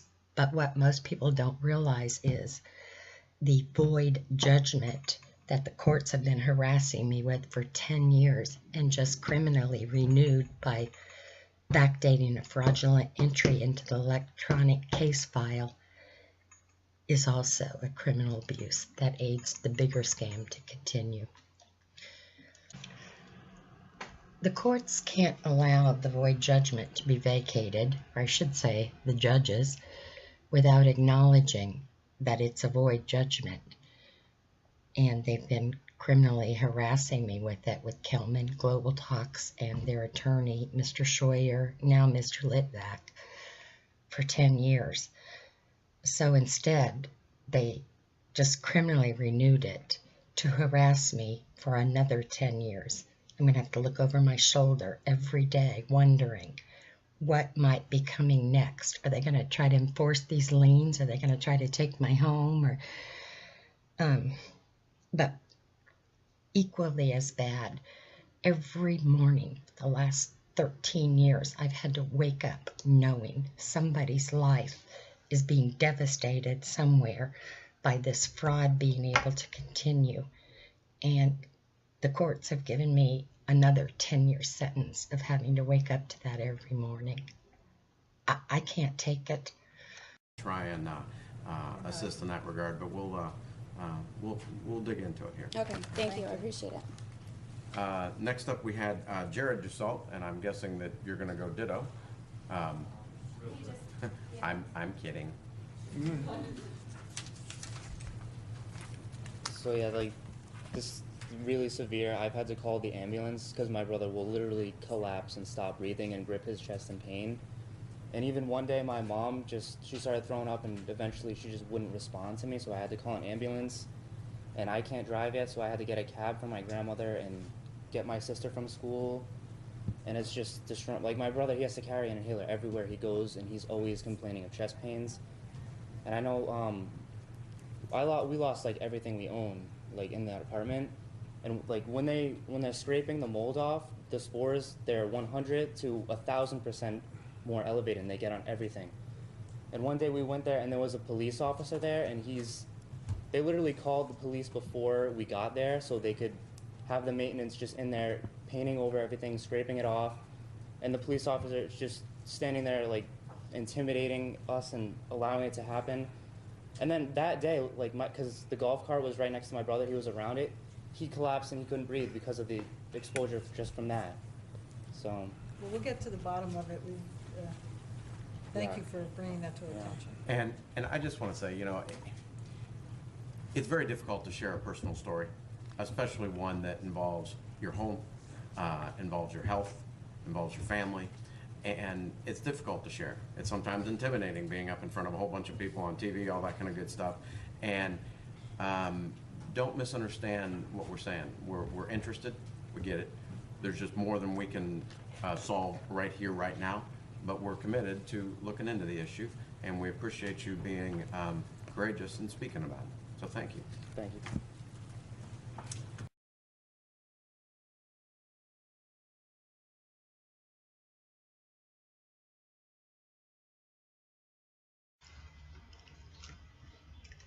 "10 years before Kelly Dussault found her son Jared hanging in a closet after being treated like dirt for saying they were so sick from a botched remediation of a moldy apartment building. I wrote of how the scam was marketed, that it wasn't plausible they could be this sick, for the purpose of an insurer fraud scam. So this is the writing that I published on PR Web on March 9th, 2005, exposing the scam based on the junk science of GlobalTox. And this is the writing that the courts have been framing me for libel for 13 years. It's called Jury Finds Toxic Mold Harmed Oregon Family. Builder's Arbitration Clause, not binding. In most relevant part, it says, the case is a first in the Northwest to award damages for personal injury to a family exposed to mold in a newly built home. By the time the Haynes discovered the mold, it was too late. Mrs. Haynes and the children were exhibiting neurological and immune system damage. Paul Haynes reported the problem to Adair Homes, but the company refused to take responsibility. The family was forced to flee their new house in an effort to save the health of the mother and their young sons. Dr. Bruce Kelman of GlobalTox Inc., a Washington-based environmental risk management company, testified as an expert witness for the defense, as he does in mold cases throughout the country. Upon viewing documents presented by the Haynes attorney of Kelman's prior testimony from a case in Arizona, Dr. Kelman altered his under oath statements on the witness stand. He admitted the Manhattan Institute, a national political think tank, paid GlobalTox $40,000 to write a position paper regarding the potential health risks of toxic mold exposure. Although much medical research finds otherwise, the controversial piece claims that it's not plausible the types of illnesses experienced by the Haynes family and reported by thousands from across the U.S. could be caused by toxic mold exposure in homes, schools, or office buildings. In 2003, with the involvement of the U.S. Chamber of Commerce, and ex-developer U.S. Congressman Gary Miller, Republican, California, the GlobalTox paper was disseminated to the real estate, mortgage, and building industry associations. A version of the Manhattan Institute Commission piece may also be found as a position statement on the website of the United States medical policy writing body, the American College of Occupational and Environmental Medicine, ACOM.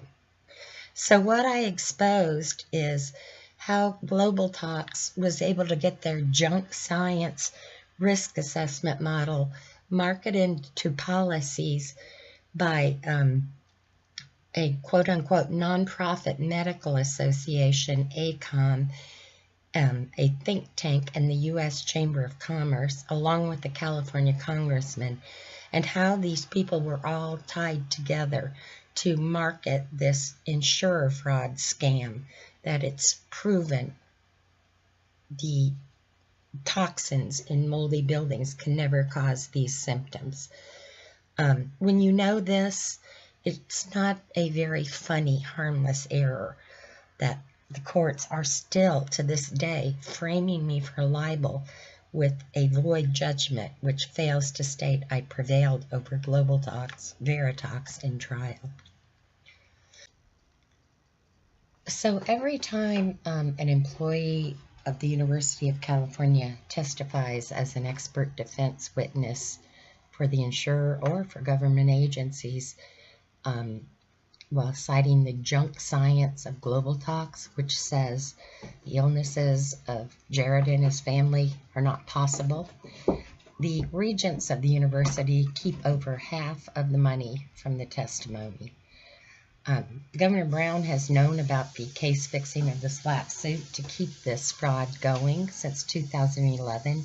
So has the Chief Justice. I ended up in jail for putting what she knows of it on the internet.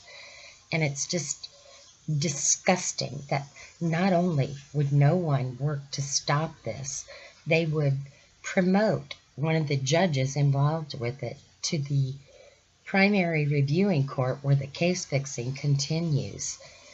And it's not funny, it's not harmless, it's not an error.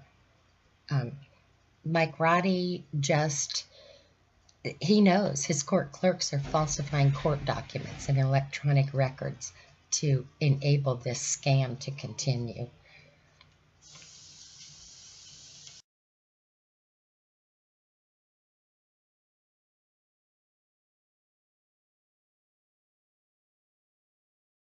Congratulate all of you for the work that you've all done to get Judge Data where he is, because also having a family, I understand what it takes to get to this point. If you'll allow me to interject just for Ms. Kramer's sake, that the Department of Justice is there available if she has some matter she'd like to bring to the attention of my office. We will certainly consider that. We always will, and we always should. But to the matter at hand, Judge Dato, my sense is that what I took from Mr. Simon is that you have lots of faults.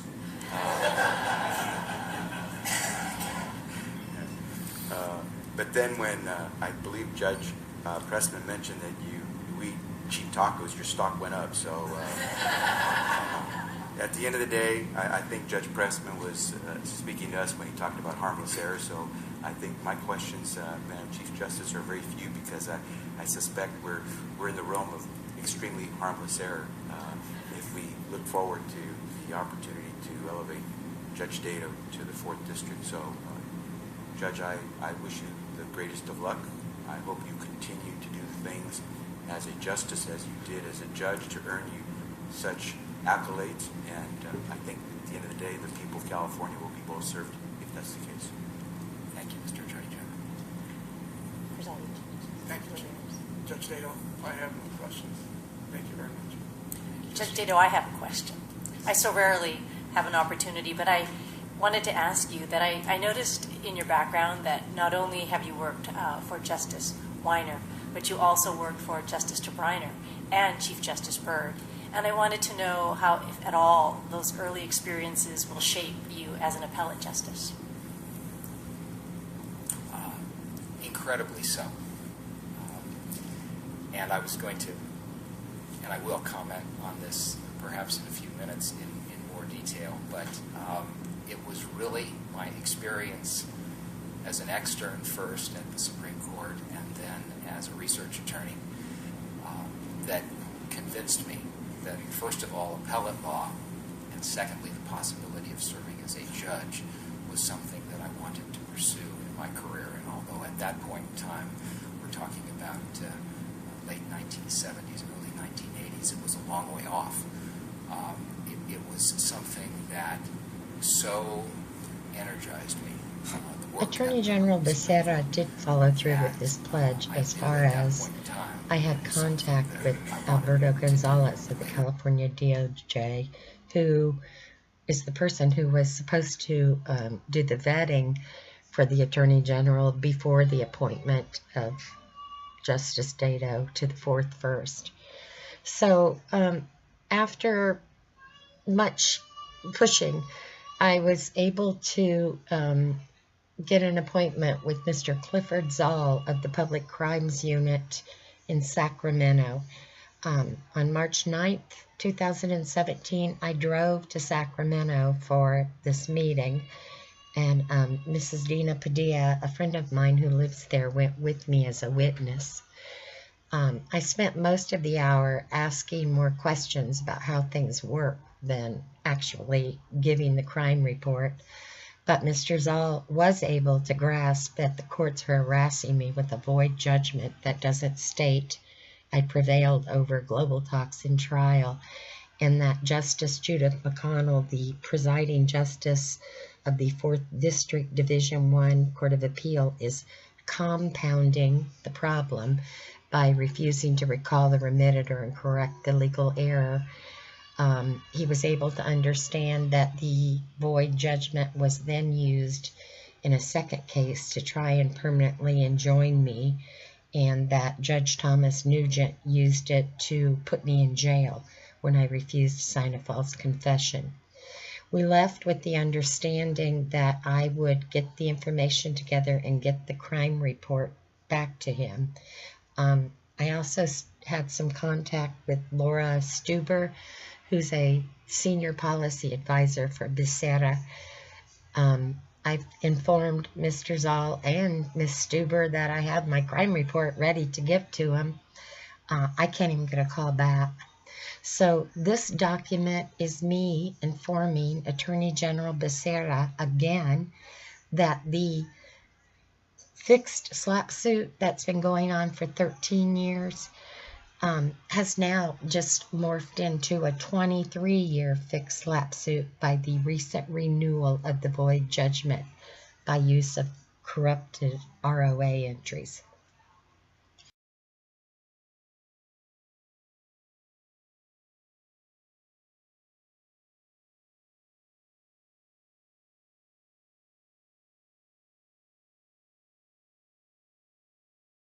At this point now, point out that the Commission on Judicial Appointments, having considered the correspondence received and the testimony given here today, finds the Honorable William S. Dato qualified to be an Associate Justice of the Court of Appeal, 4th Appellate District.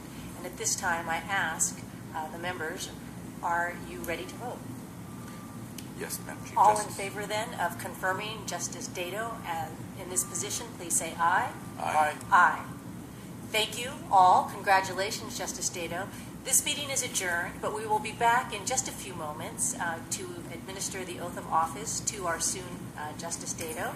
And at that point thereafter, I will ask Justice Dato to make a few words of comment here. And we'll administer the oath here on the bench, and I ask you to invite family, friends that you wish to be present as we... It was extremely uncomfortable being there that day.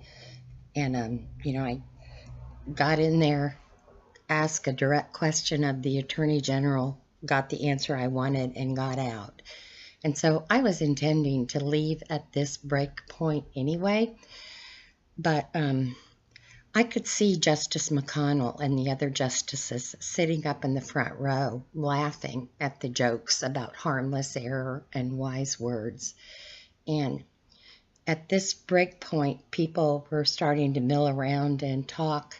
So before I left, I went up to Justice McConnell and I just said to her, Justice McConnell, is there any way you can recall that remitted her? And she made a noise. I forget what she yelled. I'm like, oh, I don't know what it was. Anyhow, she turned her back on me and she put her arm out straight with her palm up, bent over like I had attacked her. And I turned around and there were two giant deputy sheriffs standing side by side like in Mr. Clean poses. And one of them said to me, "You're finished here, ma'am." And I left. I mean, I can't even put into words. I felt like Alice in Wonderland, watching what is that isn't, and watching what isn't that is. It's like these people live in another world where they think they're not accountable for anything, and that they are to be protected above all else. Please raise your hand and repeat after me. I state your name. I, William S. Dado, Do solemnly swear do solemnly swear that I will support and defend that I will support and defend the Constitution of the United States the Constitution of the United States and the Constitution of the State of California and the Constitution of the State of California against all enemies, against all enemies, foreign and domestic, foreign and domestic, that I will bear true faith that I will bear true faith and allegiance and allegiance to the Constitution of the United States to the Constitution of the United States and the Constitution of the State of California, and the Constitution of the State of California, that I take this obligation freely that I take this obligation freely without any mental reservation without any mental reservation or purpose of evasion, or purpose of evasion, and that I will well and faithfully and that I will well and faithfully discharge the duties discharge the duties upon which I'm about to enter. upon which I am about to enter. Justice Dado, pleasure.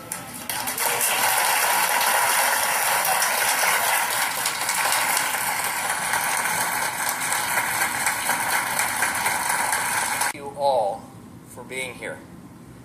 I'm overwhelmed by the turnout and by the show of support. There are so many thank yous, and I will be making a number of those individually in the coming days. But there are several that need to be expressed here and now.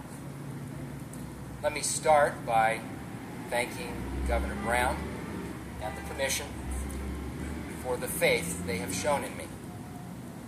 A special thanks to Josh Groban and the people in the Governor's office for helping make this as human a process as possible. And thank you to Justice McConnell and my new colleagues at this court for their warm welcome and their assistance in the transition process. I look forward to working with each one of you. I want to thank and acknowledge my family. As Attorney General Becerra said, family is so important. There's one other person who I feel is here today in spirit, who I'd like to acknowledge. Steve Kelly was the clerk of this court for many years before his untimely passing. And sometime after being appointed to the Superior Court, I happened to be in his office one day meeting about something. And when we had finished our conversation and I was leaving his office, Steve said, "I'm going to be so happy when I can get your chambers ready after you are appointed to this court." Now, those of you who know Steve know that he had a way of making everyone feel special. So for all I know, Steve may have said the same thing to every Superior Court judge he's been meeting with. But I don't think so. I'll end with a personal reflection, something that I touched on in my answer to the Chief's question. An appointment to the California Court of Appeal would be an enviable capstone on any legal career, and I am very gratified. But this is so much more than a professional accomplishment. To understand that, you have to go back to January of 1979 and imagine a 23-year-old clueless second-year law student arriving at 350 McAllister Street in San Francisco to begin an externship with Justice Matthew Tobriner on the California Supreme Court. And when I say clueless, I really mean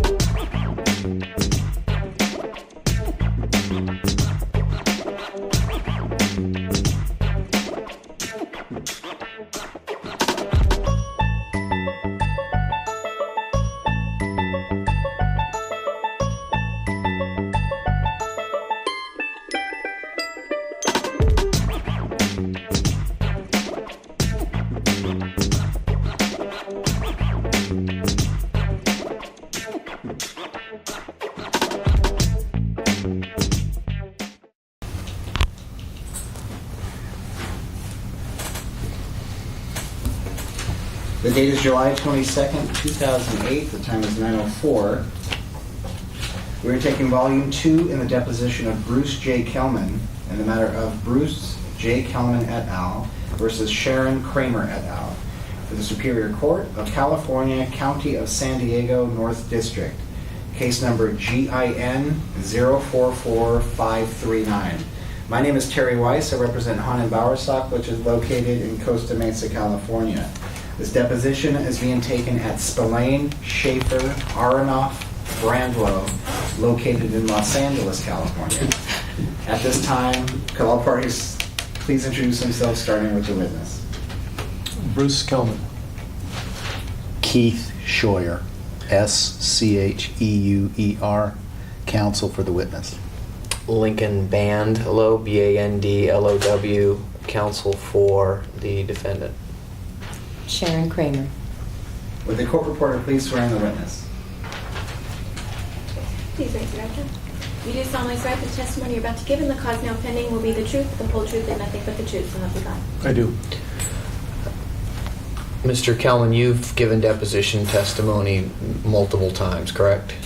Yes. And you're aware of the various procedures involved in taking a deposition, correct? Yes. And you understand that your testimony today it will be given under penalty of perjury. Then what is it you seek to get out of this lawsuit? Same thing that I've asked for all the way along, a retraction and an apology for the lies that have been told. What specifically would you like that retraction to say?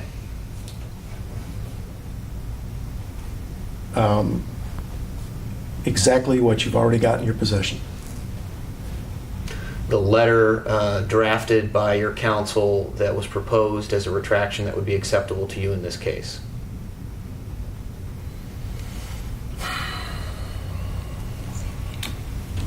I think we've made it pretty clear, but I'd have to see what you're referring to, because there's been several exchanges.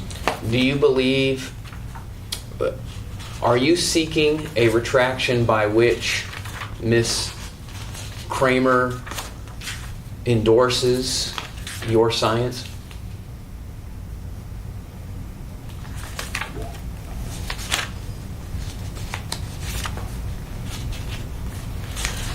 I think the wording that we've got on the retraction is pretty clear.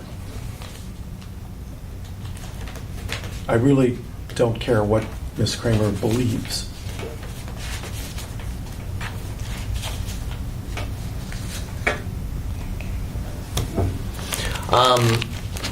Now, you said a second ago in your testimony you want an apology. What do you want an apology for? Ms. Kramer has in her press release indicated that I lied on the stand. And she's also tried to use wording that would intimate that somehow I was paid to write the ACOM paper. This is the ACOM position statement on mold. And that's, those are the principal issues that I'm referring to. Didn't her press release, in fact, state clearly that the payment was for the Manhattan Institute report and not for the ACOM paper? No, it wasn't clear.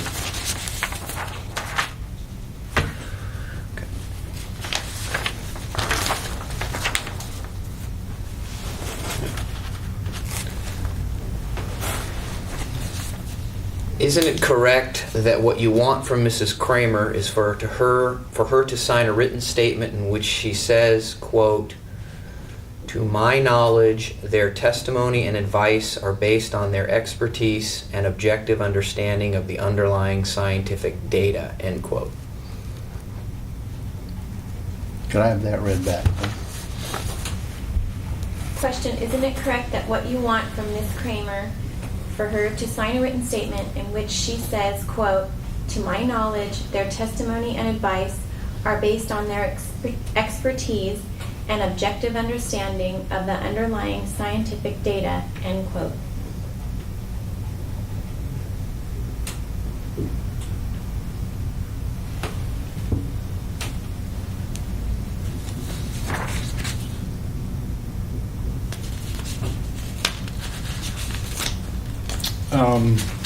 I think at this point I have to confer with my counsel. Excuse us for a moment. We're now going off the record. The time is 9:11.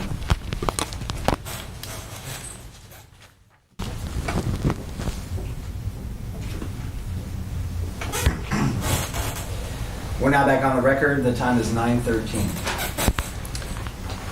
There was a question pending when you asked to confer with your counsel. Why don't we have the reporter read the question back?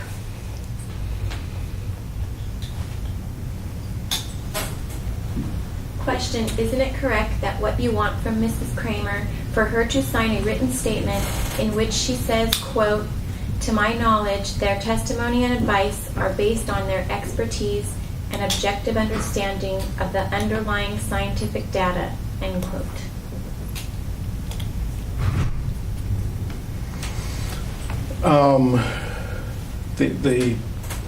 We've had several back and forth, so at this point, in order to verify what it was that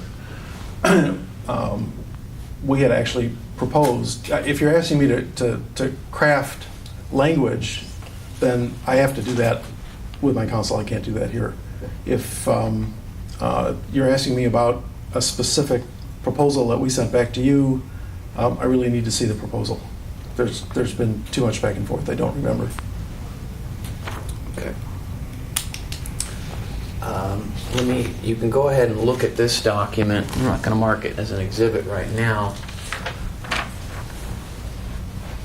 Unfortunately, that's my only copy at this moment. But do you recognize the lawyer listed at the top of that letter?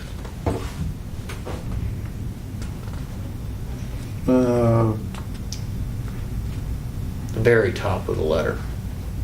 The law firm you're referring to? Yes. Scheuer and Gillette. That's your attorney, Mr. Scheuer, correct? Yes. Okay.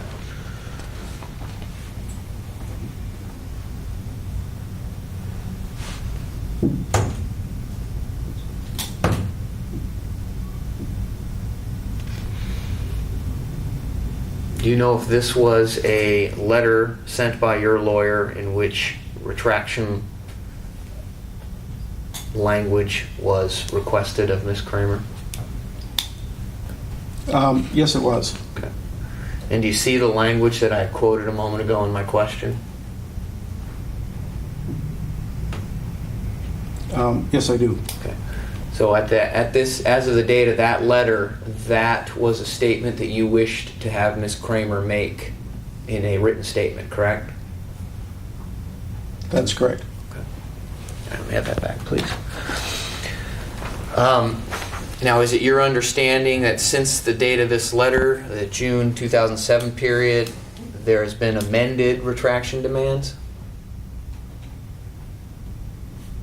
If you have an understanding. At this point, I just don't remember the sequence. Do you have in your mind, independently of any interchanges that have gone on between counsel, do you have in your mind right now the language you'd like to hear Ms. Kramer speak to correct whatever you believe needs to be corrected in this matter? That retraction would work. Excuse me, counsel, what's the date on that letter? June 21st, 2007.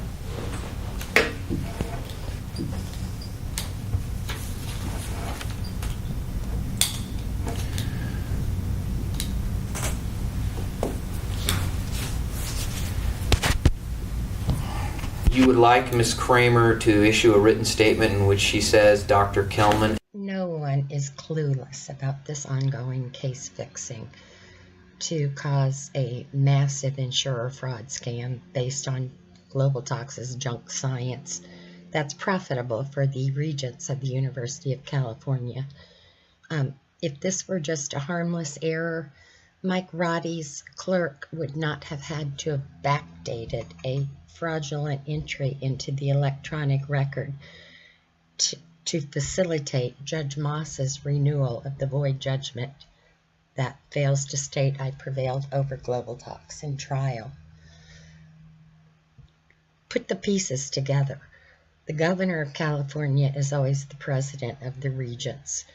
The regents have been profiting off of this insurer fraud scam every time their employees testify as an expert witness for the defense for the insurance industry while citing this junk science. Below is the accurate sentence for which the courts have been framing me for libel for 13 years. Judge Dado left a void judgment in effect that failed to state I prevailed over GlobalTox in trial. The appellate court suppressed the evidence that he left the void judgment in effect. Stephen Kelly issued a fraudulent remitter, which awards costs to respondents when there's only one respondent that was disclosed on appeal. Justice McConnell will not recall and rescind Mr. Kelly's fraudulent remitter and direct the lower courts to vacate the void judgment. And the courts, they just criminally backdated another entry into the electronic record to keep this scam going for 10 more years. The Attorney General is not going to prosecute them. I've been to the United States Department of Justice. They don't prosecute judges. I've been to the DA. They don't prosecute judges. I've been to the Commission on Judicial Performance. They won't admonish these very powerful judges and justices. I've been to the state bar. They lost my complaint. I've been to the FBI. They won't prosecute judges. If you don't prosecute judges who willfully case fix to cause a multi-billion-dollar insurer fraud scam to continue, then you also don't prosecute anyone else who's involved in the scam. And as this case proves, thousands of people can be devastated by the ongoing case fixing of one lawsuit by the use of a void judgment. Since the very first ruling in this case in September of 2005, every single judge and justice suppressed the evidence that Mr. Kelman was committing perjury to manufacture a reason for malice, and Mr. Scheuer was suborning it. Here's how they did it. This is an excerpt of one of 3 of Mr. Kelman's declarations submitted under penalty of perjury on the issue of malice.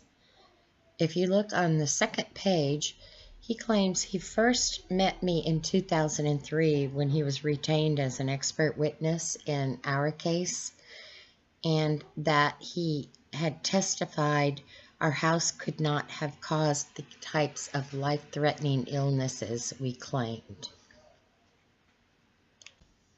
This was the fraudulent concept that was used throughout the entire case to make it appear that I was just a vindictive, know-nothing litigant.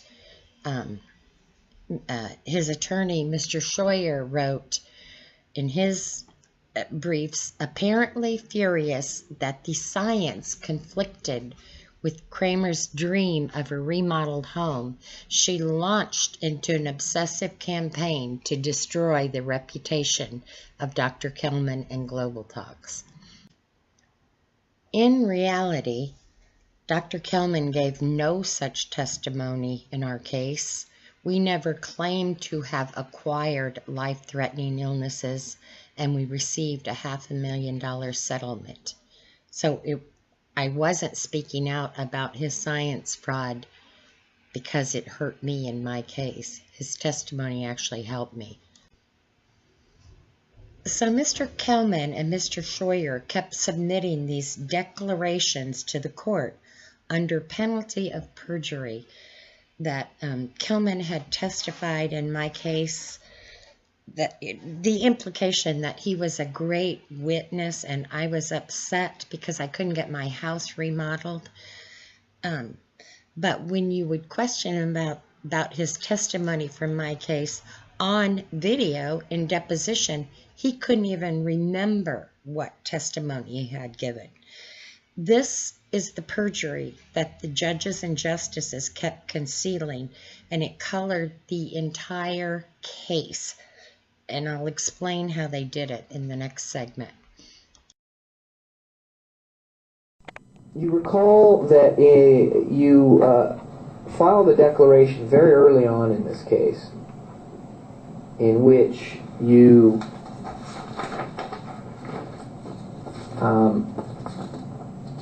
you stated that you, quote, testified that the type and amount of mold in the Kramer house could not have caused the life-threatening illnesses that she claimed. Do you recall saying that in a declaration? This case has been going on for 3 years. No. I'm not saying I didn't, but I need it in front of me. Do you recall that that is what you testified to when you testified in the case involving Ms. Kramer's claim with her insurance provider? I'd have to see what was on the declaration, and at this point, now we're talking about a case that was a lot of years ago. I don't remember that specific case hardly at all. Well, don't you recall that I took your deposition in December of 2007, and in that deposition you said you couldn't remember what testimony you gave in Ms. Kramer's action against her insurance carrier, correct? So that's exactly the same testimony he just gave. And you are now, admittedly, going over stuff you have already asked the witness about. Well, now here's why I'm asking. Because in December of 2007, I asked you these questions, and you answered just like you did. You didn't remember anything about it because it was so long ago. And in March of 2008, I get a signed declaration from you in which you say, quote, I testified that the type and amount of mold in the Kramer house could not have caused the life-threatening illnesses that she claimed. Well, why don't you show us that declaration that you're talking it's about? there. If you want me to go get you the signature page, you'll see that that's one of the things he says there. That's the page that was copied. starts out, I first learned of defendant What Sharon Kramer. paragraph? I don't hear you. Let me show me. It says I first learned of defendant Sharon Kramer in mid-2003. Okay.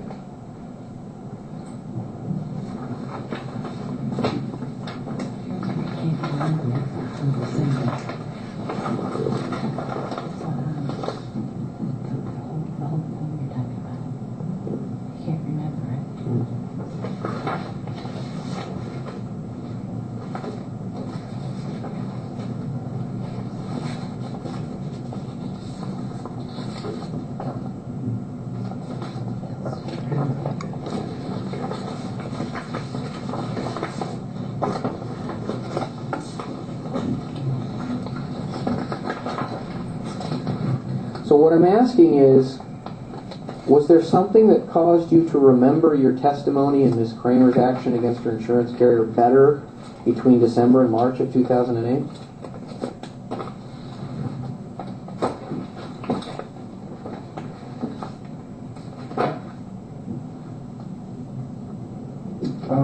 At this point,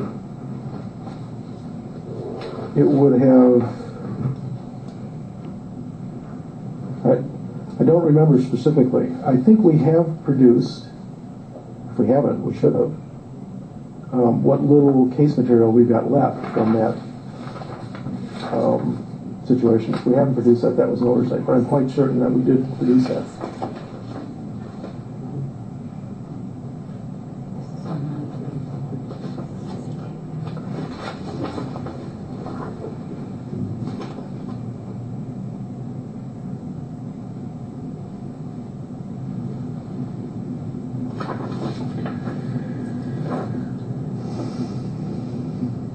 Well, as you sit here today, do you recall if you testified in Ms. Kramer's action against her insurance carrier that the type and amount of mold in the Kramer house could not have caused the life-threatening illnesses that she claimed?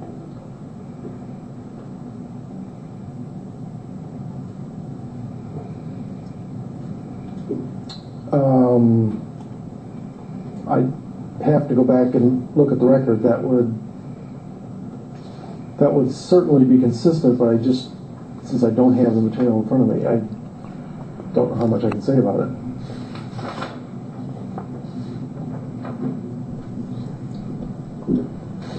And weren't you made aware of documents at the time that the lawsuit with Ms. Kramer's insurance carrier was going on? Weren't you shown documents that showed that, in fact, she did not make that claim that the mold was causing life-threatening diseases? Could I have that read back, please?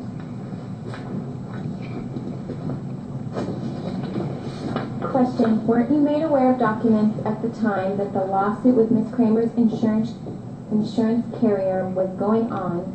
Weren't you shown documents that showed that in fact she did not make that claim, that the mold caused the life-threatening disease? Sorry. She claimed?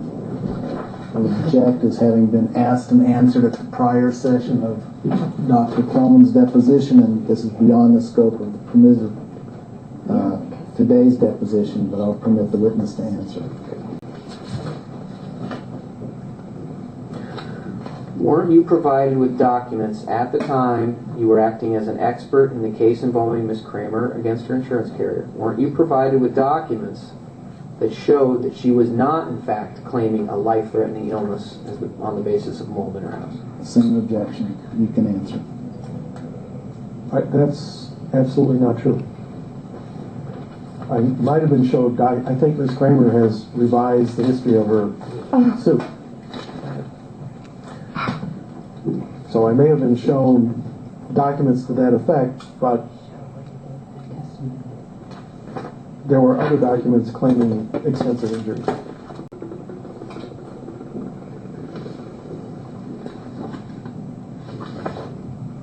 But don't you recall that Ms. Kramer's daughter had cystic fibrosis? Yes. And that the claim was that mold could exacerbate that particular condition.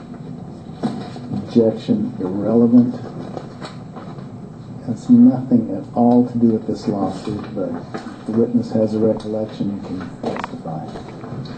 To the best of my recollection, the levels of mold spores indoors were equivalent to the levels outdoors. And what I had said was that there was no elevated risk indoors compared to outdoors.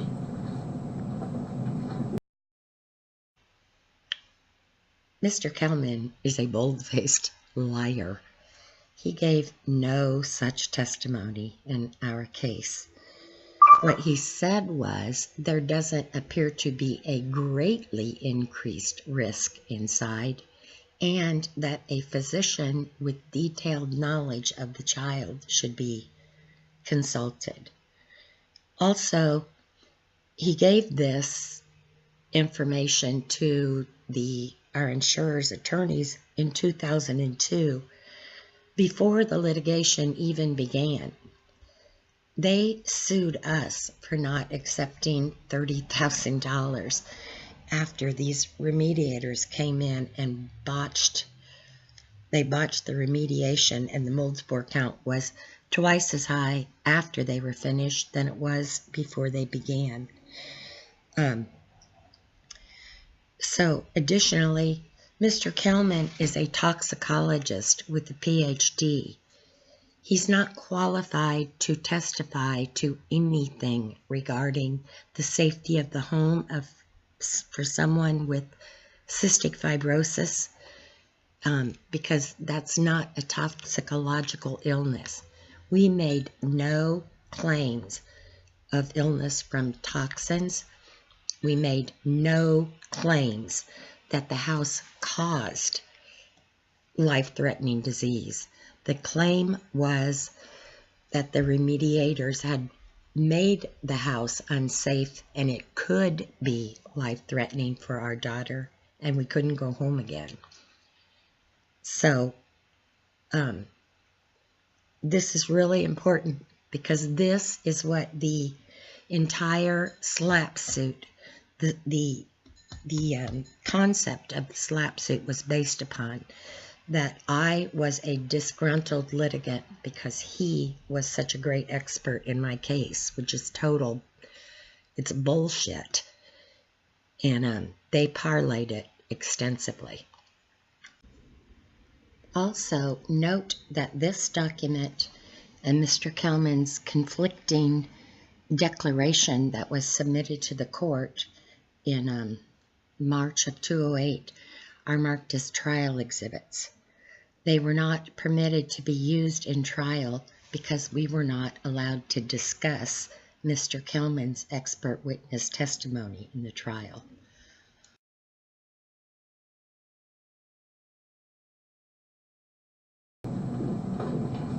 But you said in your declaration the life-threatening illnesses that she claimed. So wasn't it your statement that she was claiming life-threatening illnesses because of her home? Yes. But weren't you shown documents at the time you were acting as an expert in that case that in fact she was not making such claims? There was a set of documents to that effect and a set of documents with all sorts of strange claims. And do you that did relate to life-threatening illnesses. So you remember seeing a document in which you believe it indicated that Ms. Kramer was asserting the house could cause life-threatening illnesses? Yes. What document do you think that was? I don't remember at this point. That was part of the case study.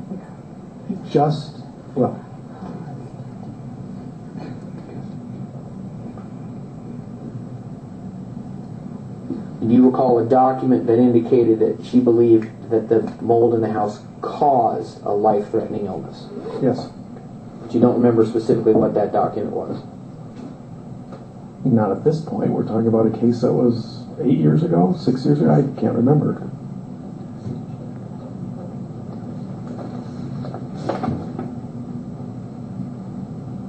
And is it your belief that your testimony in that case Ms. Kramer had with her insurance carrier is some basis for Ms. Kramer's feelings about you in particular? Yes. How is that? Objection. Vague, ambiguous, incomprehensible. instruct the witness not to answer. Maybe you could rephrase the question.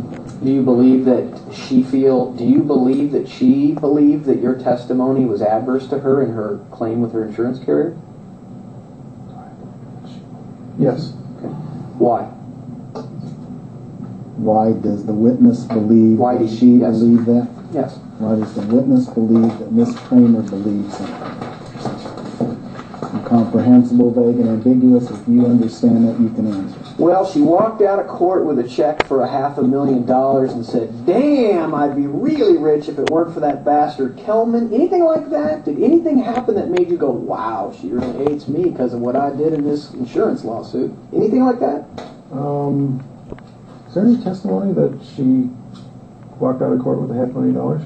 Yeah, there's a judge's order to that effect. Oh, that's that confidential order? That confidential one? We've already talked about it millions of times in an open court. It was an order approved by Judge Orfield in this case. Were you made aware that she got a judgment, a substantial judgment in that case? This is the first of several times that Mr. Kelman committed perjury to manufacture a false reason for malice in the SLAPP suit. As you can see, he's claiming that not only did my daughter claim to have acquired life-threatening illness from the house, but that I did too. I never claimed to have acquired life-threatening illnesses. He never testified that I didn't, and neither one of us made a claim of toxicity from the case. The only thing this guy is qualified to testify to as an expert witness. I can't tell you how much it upsets me that the courts are still rewarding this perjury while fixing a SLAPP suit, because this guy is a liar and he makes a ton of money lying in cases all across the United States while people are really being harmed from what he's saying. This is the first of several times that Mr. Scheuer suborned the perjury to manufacture malice. He made it look like Kelman was this great expert and I was claiming I was dying from my house, and Kelman proved that I wasn't, and I was a disgruntled litigant. We never claimed that. We never claimed toxicity. We got a $500,000 settlement. And the way that the courts let Mr. Scheuer manipulate this case with the perjury is, I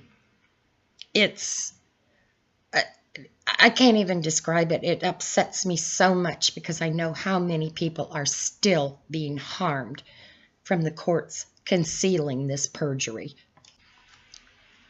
If you go back to fairly close to the beginning of my docu-movie, you'll see that in the second case, they tried to permanently enjoin me from telling of this case fixing.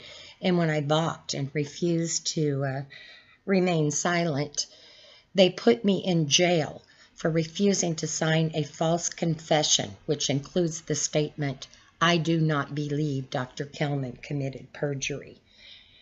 You know, who protects the public when the courts are this dirty? People are losing, to this day, people are losing everything they own, and some are dying from this ongoing criminal case fixing with the void judgment that fraudulently doesn't state I prevailed over GlobalTox in trial. This is from my declaration of September 21st, 2005, explaining the perjury they were using to make up a false reason for malice. And I attached the 3 settlement agreements that Michael Orfield had signed in my case, my mold case, which totaled close to $500,000. So this is the first of, I don't know how many times I have provided the courts with direct evidence that Mr. Kelman and Mr. Scheuer were committing perjury to manufacture a reason for malice while strategically litigating to keep their junk science in policies in courts. My attorney, Mr. Brown, was very sick at this time. He had a severe case of bronchitis. And he didn't submit a reply brief, in large part because he thought the case was so ridiculous that it would never go forward. But he did submit my declaration to the court in response to the false allegations Mr. Kelman was making and the perjury Mr. Kelman and Mr. Scheuer were using to manufacture malice. Mr. Scheuer then filed a reply to have my declaration stricken, and I guess that Judge Orfield allowed that to be stricken. In oral arguments, the appellate panel did not ask me a single question. I have it on audio tape. And they walked out of the room when I asked them, please don't blow me off. The following is what they did to conceal all the judges rewarding perjury. These are some of the pages from my opening brief, my errata opening brief, showing the direct evidence that Mr. Kelman was committing perjury to manufacture malice and Mr. Scheuer was suborning it, and how many times the judges and justices had suppressed the direct evidence of it, and how it was used to frame the scope of the trial. Judge Shaw was like, oh, Judge McConnell said in the anti-SLAPP opinion, this has nothing to do with his testimony, so therefore nothing about his testimonies will be allowed in. And you can see they had affidavits from 3 attorneys. They had affidavits from Dr. Ahmad. I even gave him I made a video of Mr. Kelman's depositions and declarations conflicting, and gave it to him. And Mr. Scheuer never even denied the perjury. They just didn't mention it. He never provided any refuting evidence or anything to corroborate that Mr. Kelman had given the testimony he claimed he did in my mold lawsuit, which, caused me to be just so upset. That's not what I was upset about. I was upset about these guys are junk scientists and they're destroying the lives of thousands of people. But that didn't happen in my case. We made no claims of toxicity, and Dr. Kelman did not testify in my case that we couldn't have acquired the life-threatening illness as we claimed, because we didn't claim that. So you can just look at these pages. It's outrageous that they suppressed so much of direct evidence of perjury. And then I filed a petition for review, and I again brought it to their attention about the material perjury, and they wrote in their amended opinion, well, she could have had malice for him stemming from that case, but there was not a shred of evidence presented throughout this entire ordeal that I was remotely unhappy with his testimony in my case, because what he helped me by saying a physician should be consulted. We made no claims of toxicity, and our case settled like a month after his depositions, which I provided them that too, his deposition from our case in its entirety. Nowhere in there does he testify. I testified the types and amount of mold in the Kramer house could not have caused the life-threatening illnesses she claimed. They just kept on rewarding the perjury.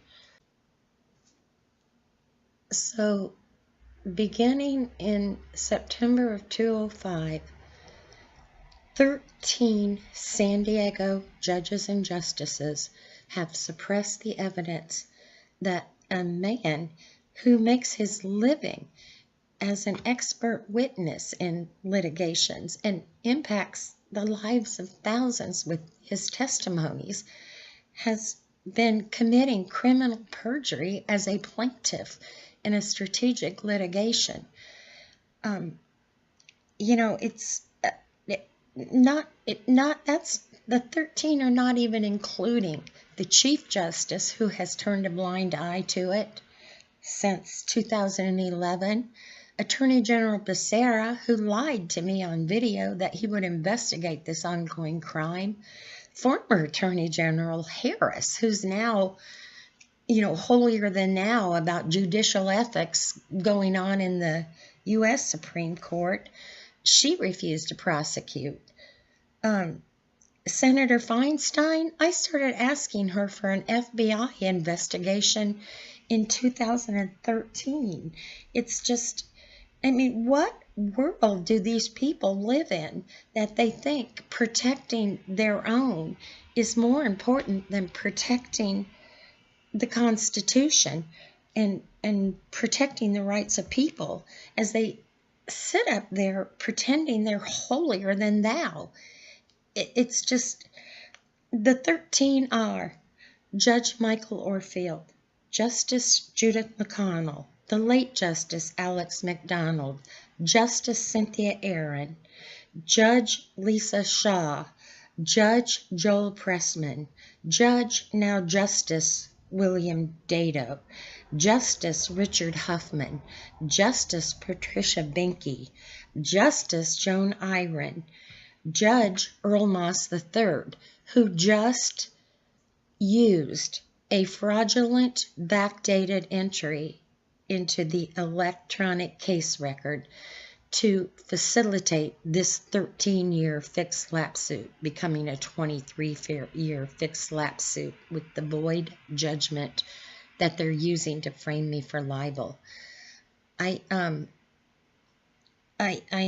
just, it's unfathomable that this could continue in the United States of America while so many people are being greatly harmed from this above the law mentality that is permeating our courts and our politicians.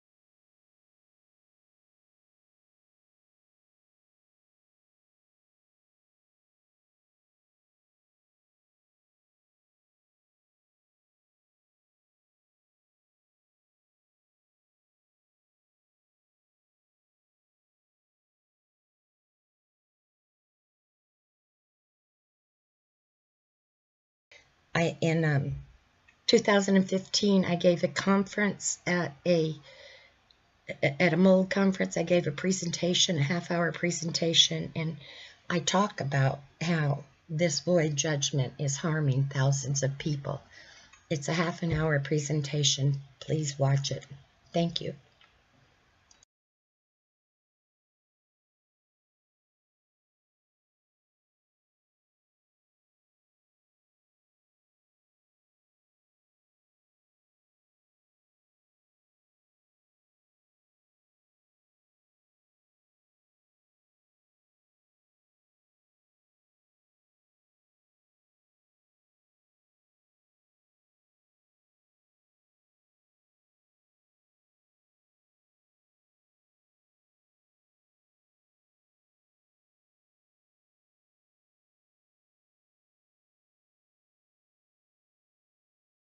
Hello, everyone.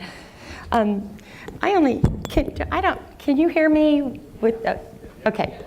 I only have a half an hour to speak, And I need to explain 15 years of fraud to you in a half an hour, what impact it's had on a lot of people's lives, what within our community has aided it to continue to harm a lot of people, and what we need to do from here to save it, to stop it.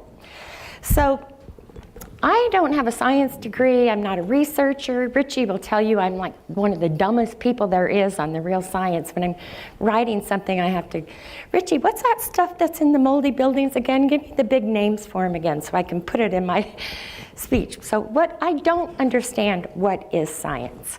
What I understand is what is not science, but has been marketed as science in policy. So you can have the greatest science in the world.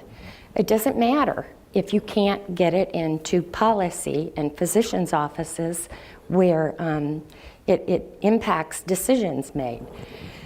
And so I had a leak in an ice maker line in 2001. Our insurer sent us Larry, Moe, and Curly to remediate it. Then Harpo and they cleared it for us. Anyhow, we moved home for 3 days. I have a daughter with cystic fibrosis. She was sick. We moved out. We never went home again. My daughter treats with UCSD physician. She's 32 and she's very healthy.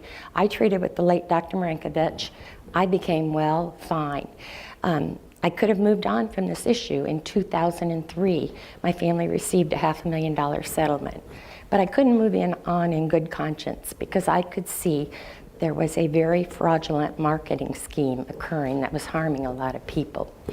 So, and I was kind of naive about politics, and in 2004 I thought, well, you know, I'm just going to go to Washington, D.C., and I'm going to tell them there's a problem, and they will immediately take care of it.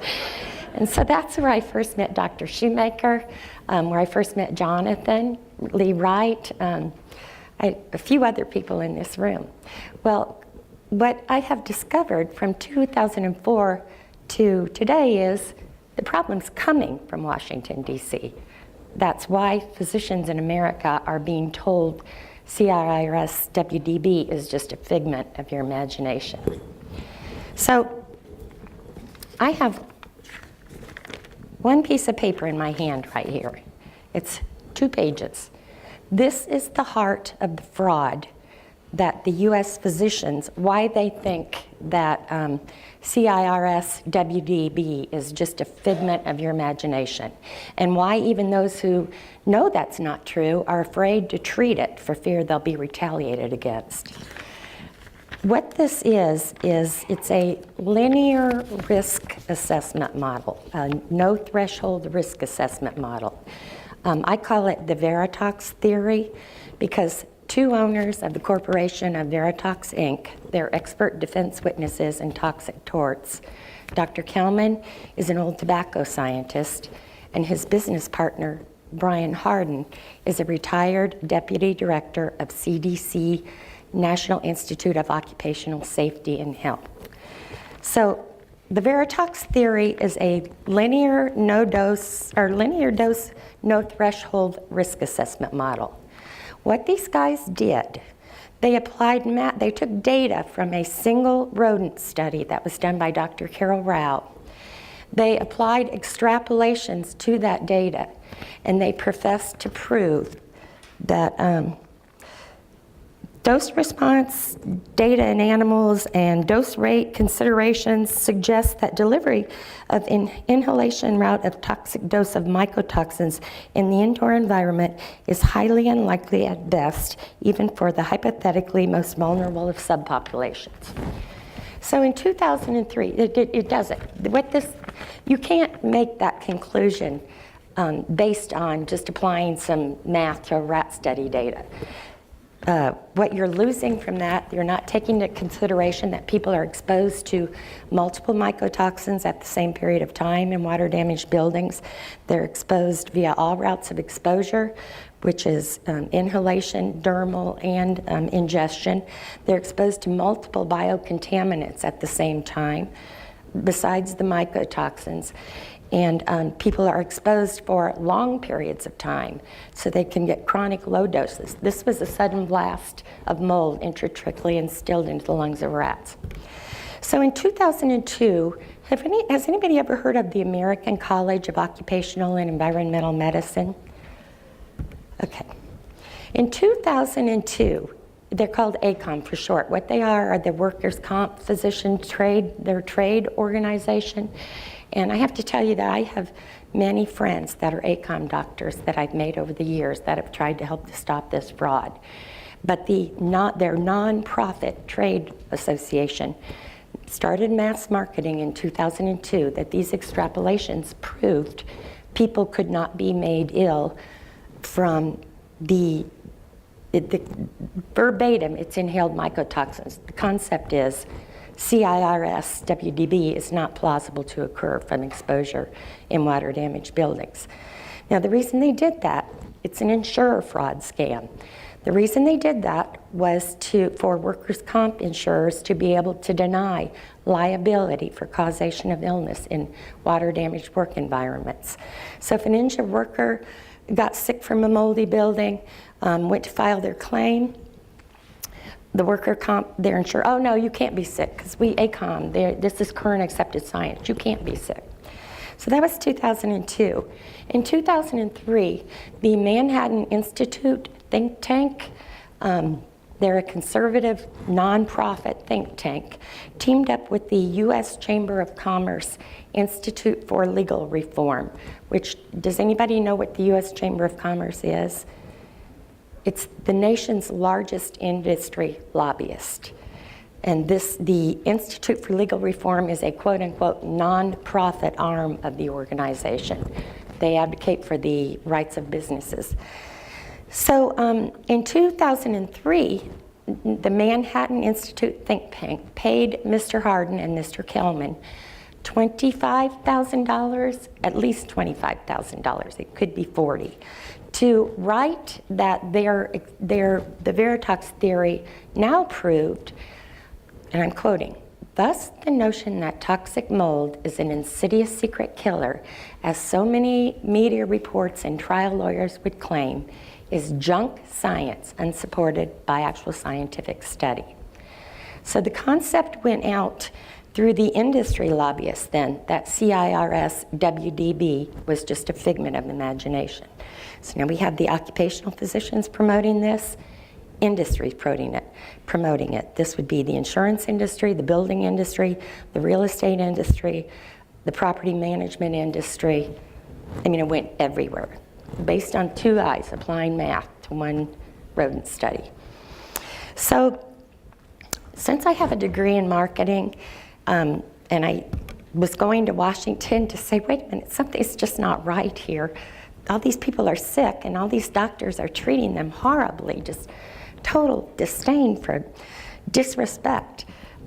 It was easy for me to grasp, even before I knew what I was grasping, that they took a rat study, this medical association legitimized it, and now these guys are marketing it, and because of this, all these people are being treated with complete disrespect for their illnesses. It's not, when you go to a US doctor, I think it might be getting a little better now. It used to be, they were just hateful to people who said, I think I'm sick from a water damaged building, because they'd had it crammed down their throat. These people are liars, they're scammers, they're just trying to get money. So that's what I really set out to stop, was the discrimination against the environmentally injured. And it still occurs to this day because it's an insurer fraud scam. So to move on, in 2006, now we have the occupational physicians doing it, now we have commerce doing it. In 2006, the American Academy of Allergy, Asthma, and Immunology published their mold position statement, which just parroted ACOMs. And what you have are the same expert defense witnesses in mold litigation writing these policy papers that are influencing physicians everywhere.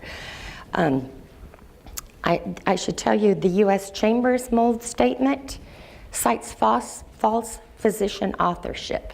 It was really just authored by Mr. Hardin and Mr. Kelman, who are not physicians, they're toxicologists. But it states Andrew Saxon of UCLA also co-authored it. I have all these depositions and billing records, and I have it all. It's false. They put the physician name on there from UCLA to lend false credibility to this marketing scam campaign. Okay, so 2006 Quad AI puts their mold position statement out. This time, Dr. Saxon from UCLA was a co-author of it. He's also an expert defense witness. This time, they put Dr. Jay Portnoy's name on it, who is Children's Mercy Hospital in Kansas City. Dr. Portnoy didn't even know his name was on the paper when it was published until I told him. And it doesn't agree with what he understands. He studies irritant reactions. So it's not only scientific fraud, it's academic fraud, and it's purposed towards insurer fraud. In 2006, the American College of Medical Toxicology put out their mold position statement, and to form the conclusion that water damaged buildings can't cause CIRS WDB, they relied on ACOM for the source of reference. They relied on Quad AI, the source of reference. So now we've got 3 medical associations and Commerce all promoting that people are lying about this. So it took me 10 years to get the ACOM mold statement out of policy. And to be quite honest with you, it didn't.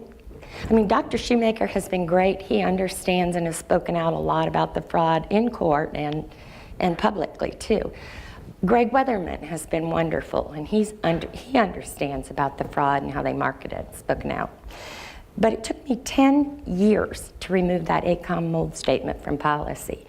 And the way that I did it was I kept up with an occupational physician for a long period of time who understood too that it was fraud. His name is Dr. Michael Hodson, and he is the medical director of Occupational Safety and Health Administration. So Dr. Hodson stayed on ACOM to redo their mold statement. He'd help them with it, and they kept putting him off, and so finally he started pushing a little bit more, and they said, oh, we're not even going to redo it, we're just going to sunset it. So as of February of this year, the ACOM mold statement came down. It's no longer considered current accepted science that this risk assessment model is to be used to defeat claims of illness or to educate physicians. So now I have Quad AI's, their mold position came down in 2011 after we worked with that. Now we have the American College of Medical Toxicology is the last organization that we need to remove this position statement from policy, because if that makes sense. Are you all following what I'm saying? It's fraud. You're victims of fraud. So it's like the tobacco issue. What they did is they took the playbook from the big tobacco and they just applied it. Okay, here's what we need to do to market this to stave off liability for it. And but it's just a hateful. On August 16th of this year, there was a young boy in Florida who committed suicide. His name was Jared Dussault. He was 15 years old. What had happened was they had a leak in an apartment building that they were living in. The remediation wasn't done properly. They were getting sicker. It was him, his mother, and 2 younger siblings. They were getting sicker. The apartment complex treated them like dirt, and we're telling them, that can't be caused from the building. Your sicknesses can't be caused. Like so many other tenants before them, they were basically thrown out on the street while they were sick to fend for themselves. Well, do you know what that does to a 15-year-old boy who's got 2 younger siblings, a mother, single mother? Everybody's worried. He's, trying to take care of his family. They were looking everywhere for help. There's a video of him pleading with the county legislators, help us. We're sick, we need help. And they called the police on us, and nobody would help him. He committed suicide in August of this year. And it's all founded on the concept that he and his family were lying about what was making them sick in the buildings. And the reason is to stave off liability for the property owners of those buildings and property managers. The apartment owners in the United States are some of the nastiest over this issue. That they have their nonprofit, the National Apartment Association, the NIA. They lobby heavily in Washington, D.C., and they've submitted an amicus curiae briefs. Does anybody know what that is?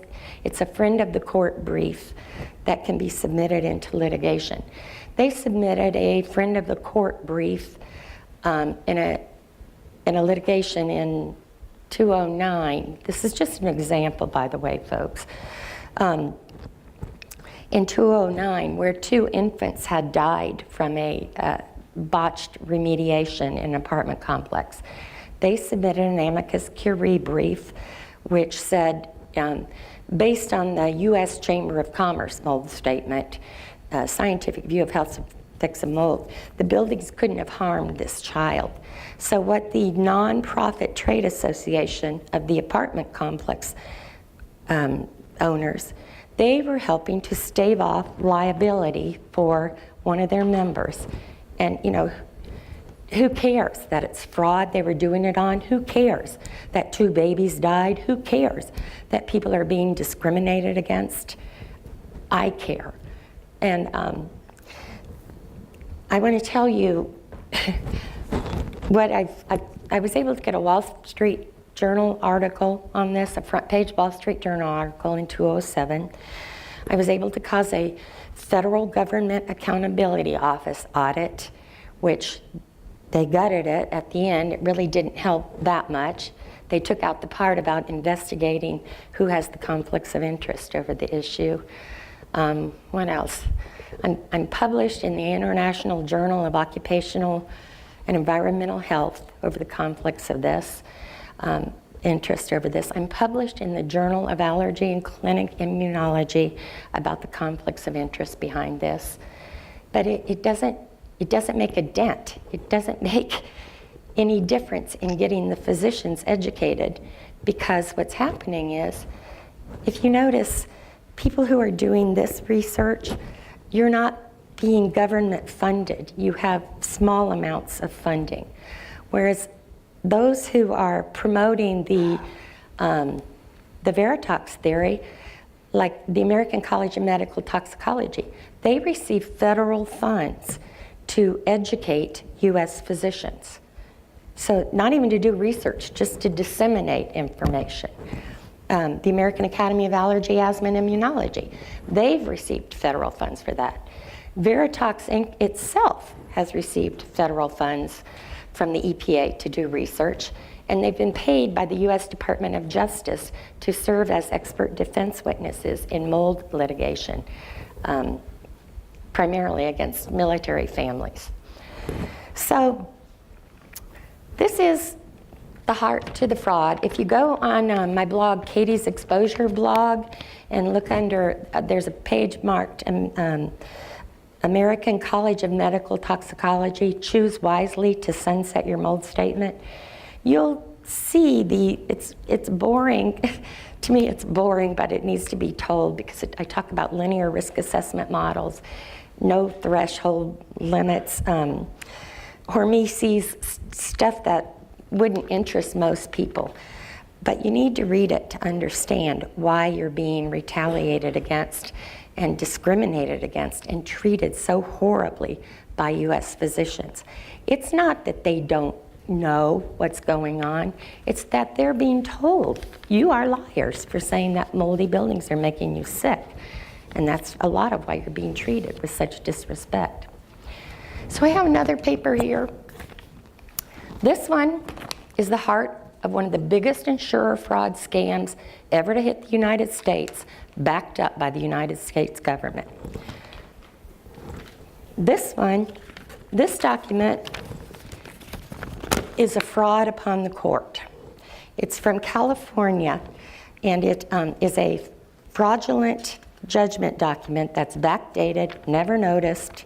So if you know anything about litigation, which most of you don't with this aspect, a void judgment can't be used for any purpose. It's just like, other than to wipe your nose with.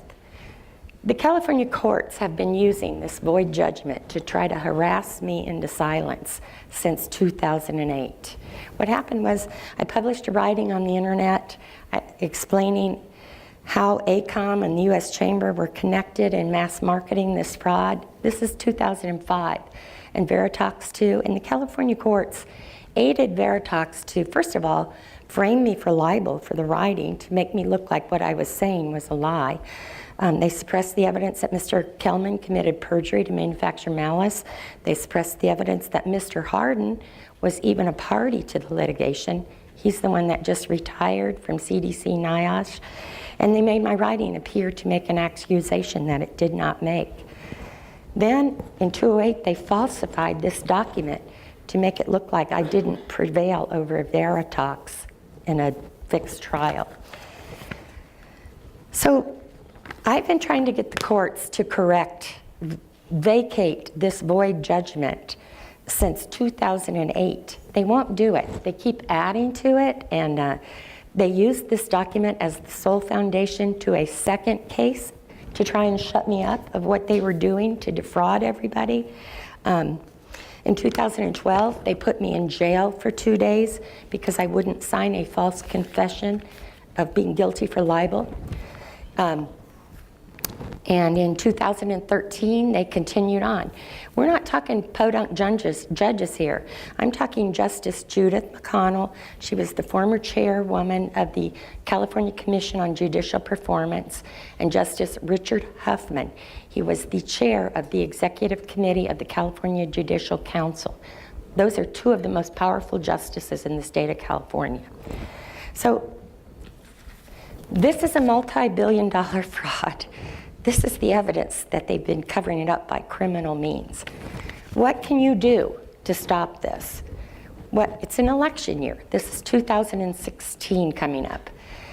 The mold community needs to get off its ass and stop fighting in different areas, and I don't like so-and-so because they did that, or so-and-so's too loud over here, and get their act together. This is the year that we need to start pushing for Senate investigations into why this insurer fraud, the Veritox theory, has been allowed to continue for so long by criminal means. And it's not gone away. Now we're into the Robert Wood Johnson Foundation is one of the biggest nonprofits in the United States that impacts healthcare. It started from Johnson & Johnson. They're funding this campaign called Choosing Wisely campaign. And the American Board of Industrial Medicine is involved in it too. If you look up Choosing Wisely, you'll see Newsweek's calling it a civil war between doctors. What they're doing is they're still mass marketing through this Choosing Wisely campaign that we're all lying about being sick from water damaged buildings. ACMT is a member of it, Quad AI is a member of it. Consumer Reports is the one that is the nonprofit that's sharing this information. Dr. Kelman from Veritox, he is, because he hasn't been punished for the crimes in SLAPP while trying to shut me up, he is now, he's just written a paper that was published in the Environmental Health Perspectives called Standards of Knowledge in Toxicology. He's a diplomat of the American Board of Toxicology. He's writing these standards for toxicologists to be certified in the United States, the standards, the tests they have to adhere to. So we've got a criminal writing these standards that's teaching toxicologists. He's an old tobacco scientist, and I'm just going to say it. He's a defense whore. And if you all don't realize that we need to get together as a community and tell the United States government, we're not going to tolerate this anymore, then they're just going to keep rolling over us. And you can have all the greatest science in the world, and you can learn what you want, but look at how small this room is. You're never going to be able to get it marketed to mainstream physicians without the help of the United States government. And while it's wonderful that we can help people who can afford to go see a doctor somewhere out of the mainstream, most people being harmed by this are those that are living in, like, they're single moms living in low-income housing, or they're elderly people, or they're, workers working the lowest paid job. They need our help. They need policy change so they don't become sick in the first place. And when they do, their mainstream physicians will know to say, have you thought that maybe a water-damaged building might be impacting you? Do you think you might need to get out of there? Once that happens, the apartment owners will no longer be able to hide behind the current accepted science that moldy buildings don't cause this. Because once it becomes currently understood by the mainstream doctors, yes, they do, then the liability becomes too great to ignore the causation. And therefore, it will be less expensive for them to take care of the buildings in the first place. So I hope my presentation made sense. People sometimes look at me because I don't talk about science, I don't talk about medicine, I talk about, and this is how they marketed that, and they're like, well, yeah, that's great, that's wonderful, but can you help me? So anyway, I hope you all understand that what I'm telling you is, anyone who has been made sick from water damaged buildings and has had to go see 30 physicians before you find someone to help you, you're a victim of an insurer fraud scam. That's my presentation.